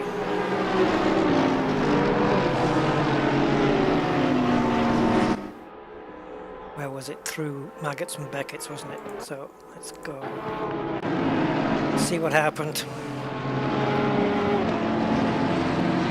So let's see if I can see where I was offline. Oh yeah, there you go. Okay, so I'm starting to turn in already, and it's way too early. It's way too early. And oh no, I clipped the apex all right. That was okay, yeah. And then, okay, I think I see the problem. So basically coming here, and at this point here, I should be braking. And I clearly didn't, or I wasn't braking hard enough. And yeah, tried to make the corner still. And the car said no, which is fair enough. I ballsed that up myself. I can deal with that. That's okay. Right, do we have... can't remember how to adjust the seat in this. Is it? Stay double file. Oh, well now what have I done? Okay. I don't know how to adjust the seat. Outside. How about this one?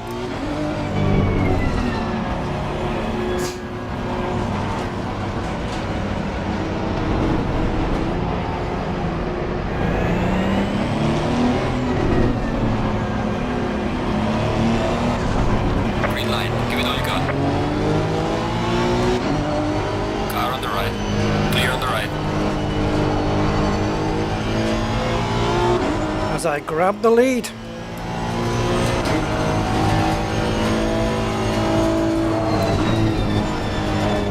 Field of view feels different here.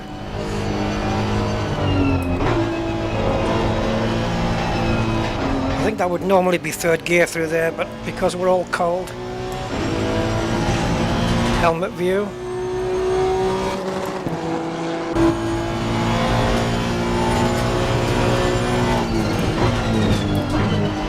Smooth turn in, come on, let it coast.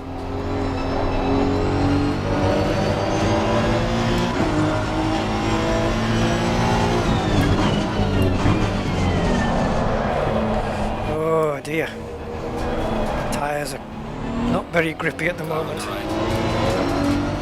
He's attacking me, the little bugger.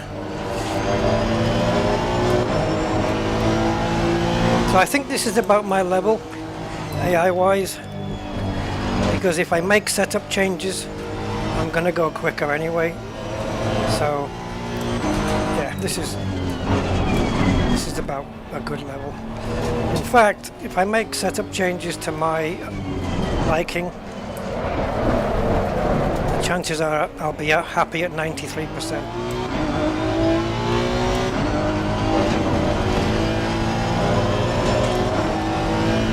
Yeah, that was me downshifting into first way too soon. And the car wasn't happy with it. Oh, this is a very squiffy car though.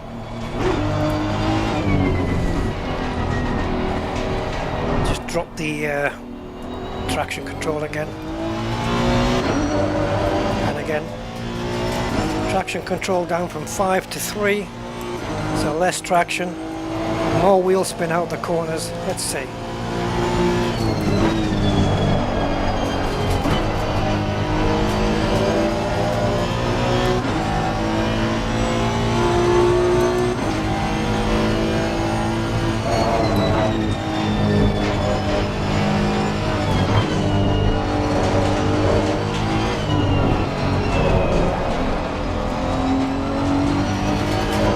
Wow, normally I can make up some pretty decent time versus the AI through there.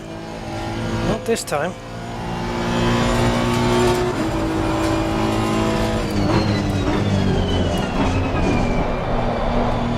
Oh, we're sliding everywhere.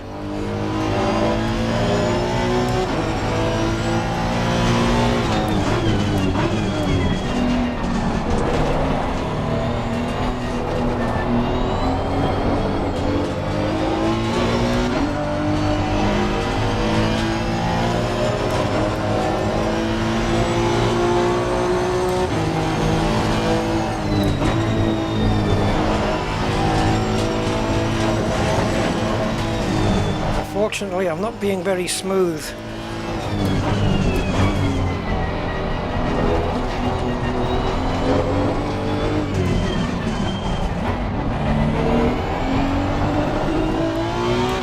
I can't catch them.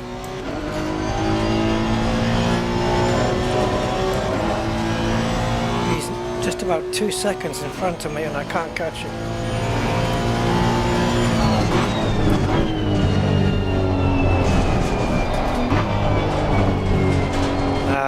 I was just trying something different through there. Didn't work.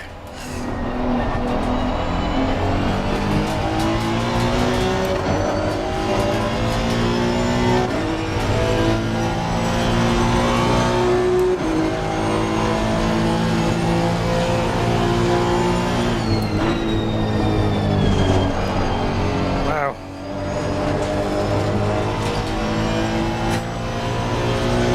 Definitely needs some setup work on it. A little bit more front end bite.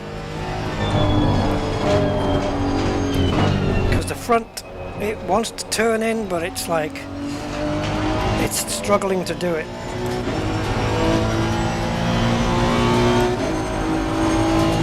I think I've gained 4/10 or half a second there.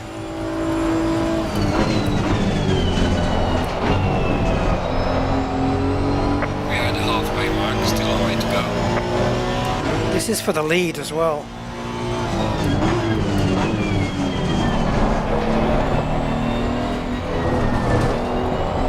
Come on, Rusty.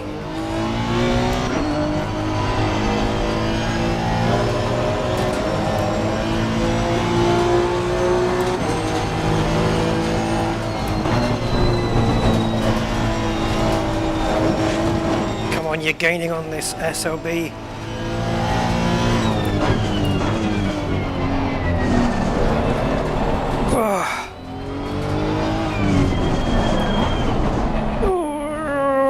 Oh man, that's a workout.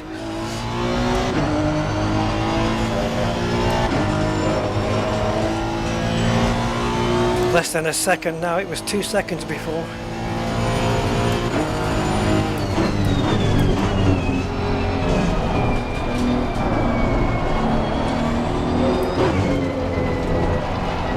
Come on, get a good exit, get a good exit. Early, early, early, go, go.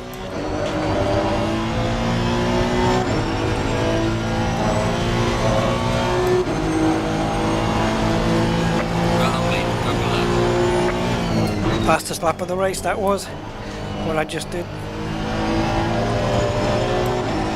But I am giving everything just to stay with this guy.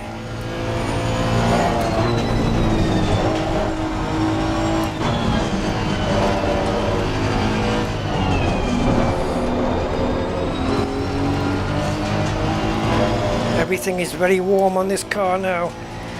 Tires, everything.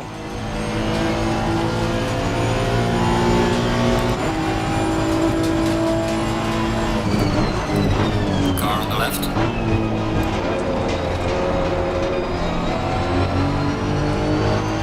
Clear on the left.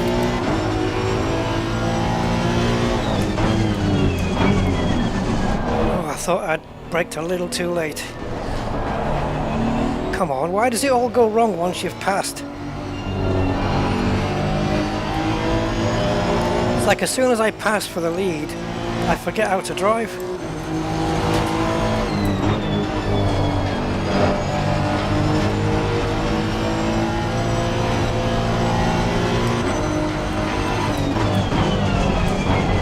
Come on, push. Qualifying.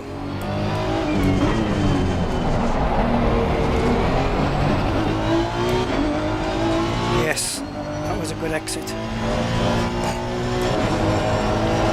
That was a damn good exit.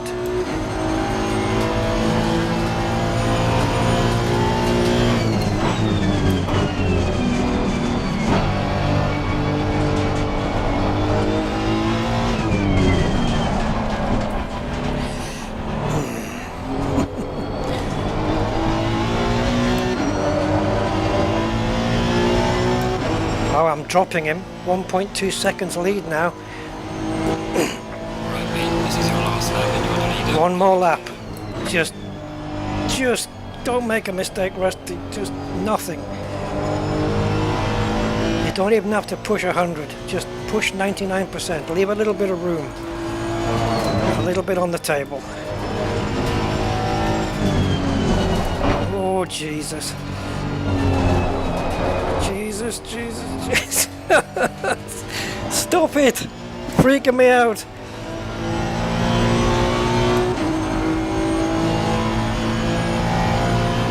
One mistake and it's all over.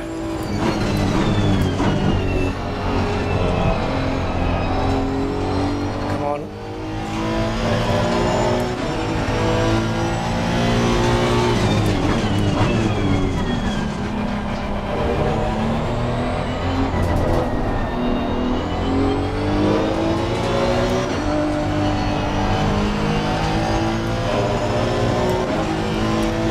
Second gap.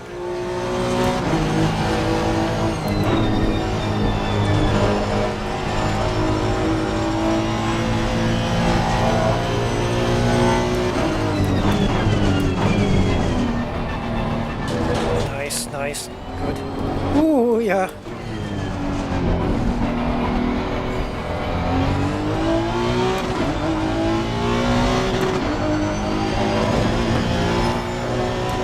A lot better now that the tyres and brakes have heated up. Took about 3 laps to do it though. But we got there. This is the last corner. We're going to win by about 2 seconds. Somehow.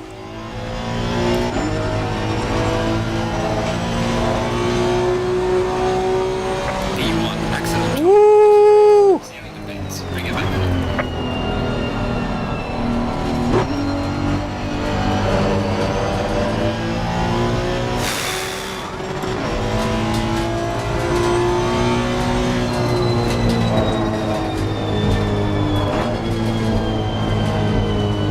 Man, oh man, oh man.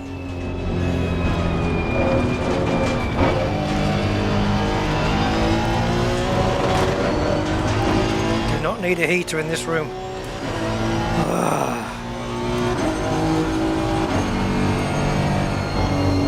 Oh, my hands. My hands are all stiff and need to get some driving gloves or something, racing gloves.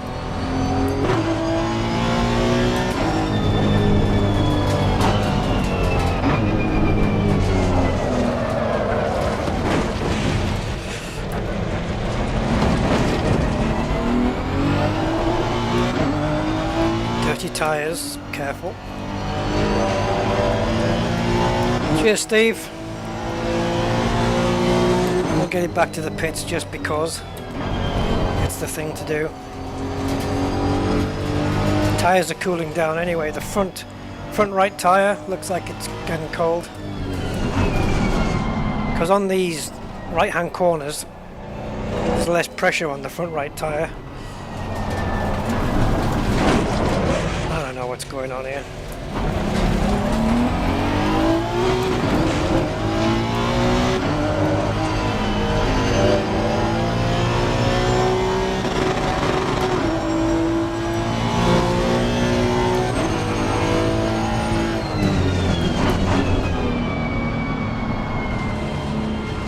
You can even hear the transmission whine, the whistle from the gearbox.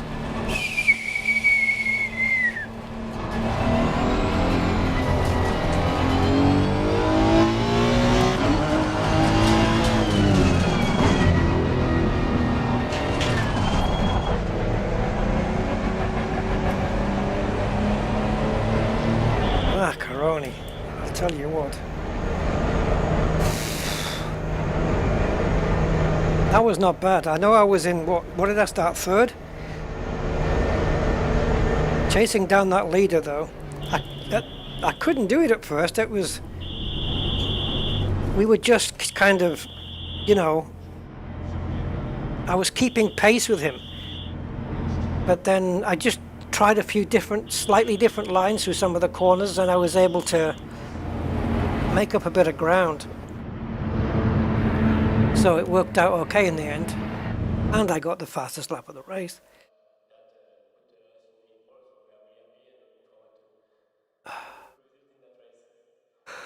Ooh, boy, oh boy, oh boy, man. So what was that then? So this was my best lap, on lap 3, because yeah, look at these 2 laps. My last 2 laps were both 2:05.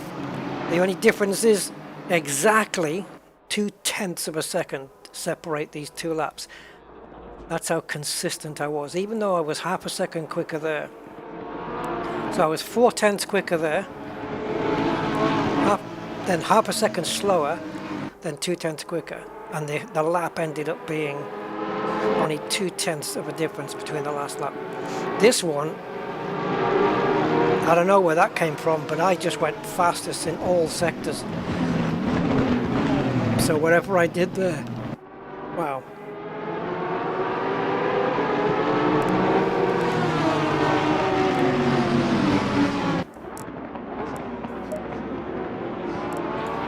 Let's check out the old replay. Yeah, didn't I get the lead and then make a mistake or something? What's going on here? Okay. Right, obviously I'm in the banana.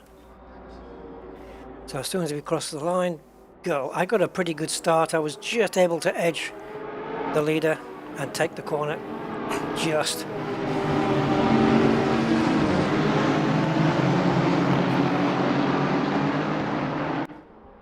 But I didn't keep the lead, did I? What was it that happened that knocked me down to third?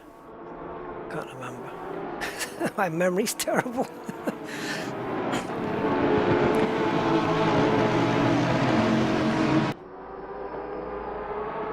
Wow. Oh my god, they're really challenging me here. What did I do? I honestly can't remember what the incident was. Did I go too deep into a corner? Probably. That was good, that was good. Oh man, they are hounding me hard. Oh, that's a little bit wide. Ah! Okay, I managed to hang on to that somehow. It's good watching replays of your own races because win or lose, you can analyze your own behavior on the track and you can see things that you did wrong, like you didn't go, you know, you're on the wrong, there you go, you're on the wrong racing line, or I could have moved further over to the left to take the next corner a bit better. I could have braked later. You can analyze something of it here. It's easier with proper telemetry, which this game does have. You can export your race to proper professional telemetry software, which is free, called Motec, and you can analyze every gear change, every rev, wheel speeds, however deep you want to do it, just like in the real life. Depends how hardcore you are, I suppose. Right, how long was I chasing this dude for? This is the lap, actually yeah, this is the lap where I set my fastest lap. So let's see, oh yeah, I was definitely closing on him. Because he had 2 seconds on me, and then I brought it down to 1.5, and then a second, then it was 0.9, and I managed to keep the pressure on and keep the pace up to eventually pass him. See, I'm just going balls to the wall here.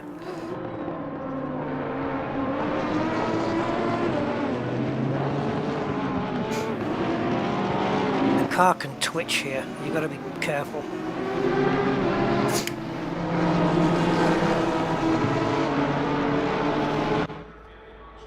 Oh, I am getting close.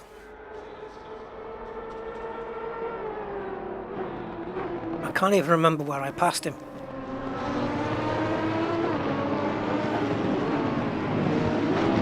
Yeah, I was saying here about getting a good run out of this corner, getting a good exit.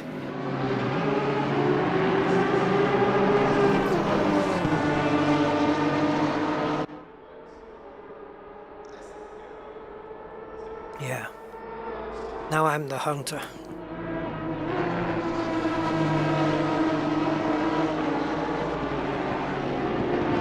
That's an Aston Martin, by the way, up front. I'm sure most of you can recognize it. The legendary, or the iconic front grille and the side strakes on the wings. Oh, I've got you now, boy. I am right in your slipstream. Do I outbrake him here? Probably. Going to the inside. Not going to leave him too much room to play. I think that's almost job done.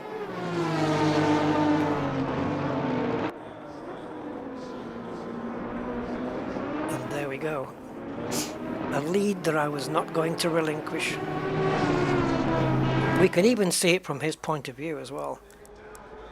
So I don't know which car number he was. Oh, there you go. So if we go on board, that wouldn't be a good one. Okay, so we've got this one. So if we go back, so this is me coming up to pass him then. That's me on the side there. Pushed him out wide, slightly compromised him. Now. Hey Malcolm. Well, if you're starting from last place and still winning, then your AI is not quick enough. It's good practice though to start from the back, because you know you learn the skill of overtaking, which is important. So it's good practice to do that, I think.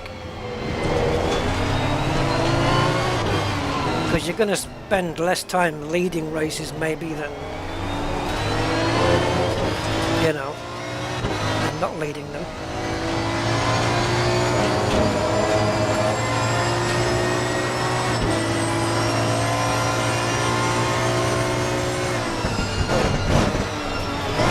So where's me? That's me, I think. Yep, this is me, guys.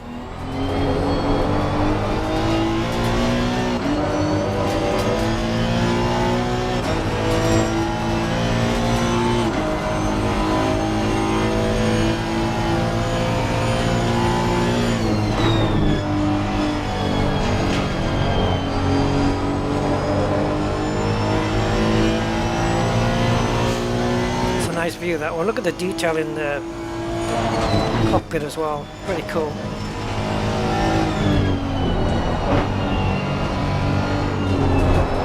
Oh, that would have been a good view from the other car, wouldn't it? Where's the other dude? This one?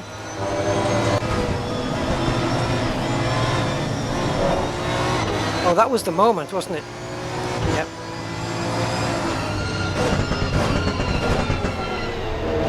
Sorry, Aston Martin, but I got you.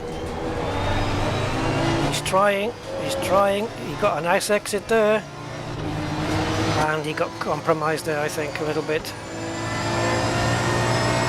So how much can I get away from him?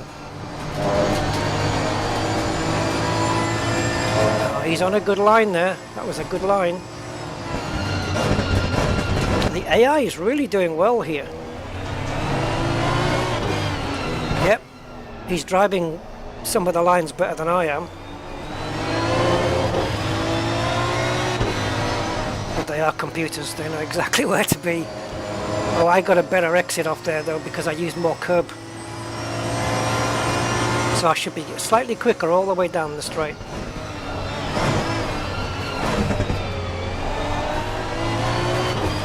Yeah, he's not. Is he gonna catch up? I don't know.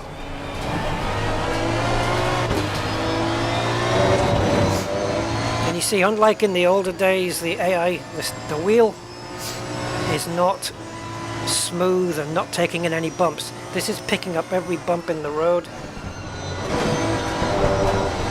Oh, he hit the curb hard there, did he? Through maggots and Beckett's here. Oh yeah, come on baby, catch me. Try and catch the banana.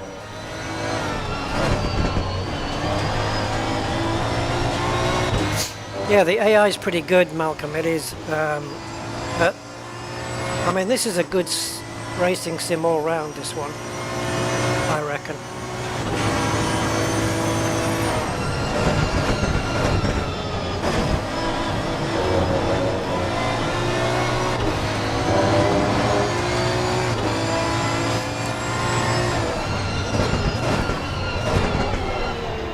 Yeah, that was good. I enjoyed that. I didn't save the replay though, but I can go to replay and just click on that. That's it. What's this? Reverse. I have no idea what the hell does that do? Play the race backwards? Yep. So you can speed it up and slow it down. You can run it really quickly, or you can just go right the way down to that. You can see it's crazy because just like in real life, at normal speeds, when a car just takes a corner really fast, you don't really see that the car is constantly sliding, all four wheels around the corner. That's the same in real life. They're just constantly sliding, but when you slow this down, you can see it. I don't know if it'll show it here, but it's a constant four-wheel slide the whole time. Look.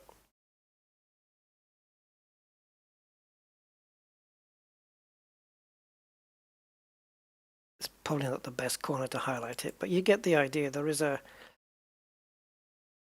Oh, maybe this next corner after this one. If we get a decent camera angle.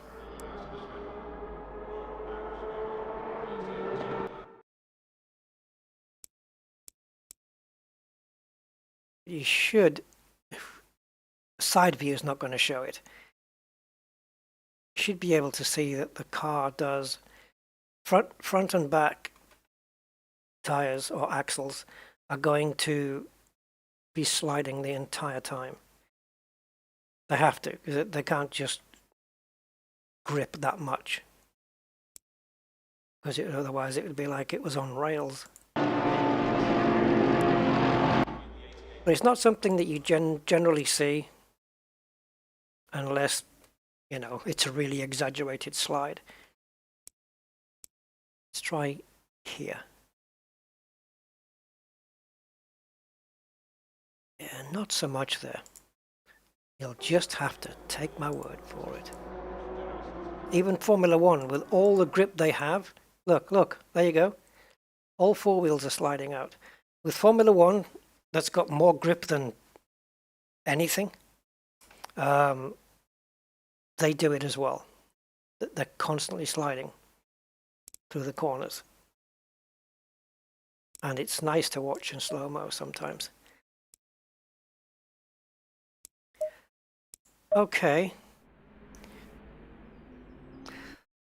Well, I'm going to prep something to eat, and then I'll be back in a couple of hours, I think, and we'll run an Elite Dangerous stream. That's the plan. Don't 100% hold me to it, but that's the plan.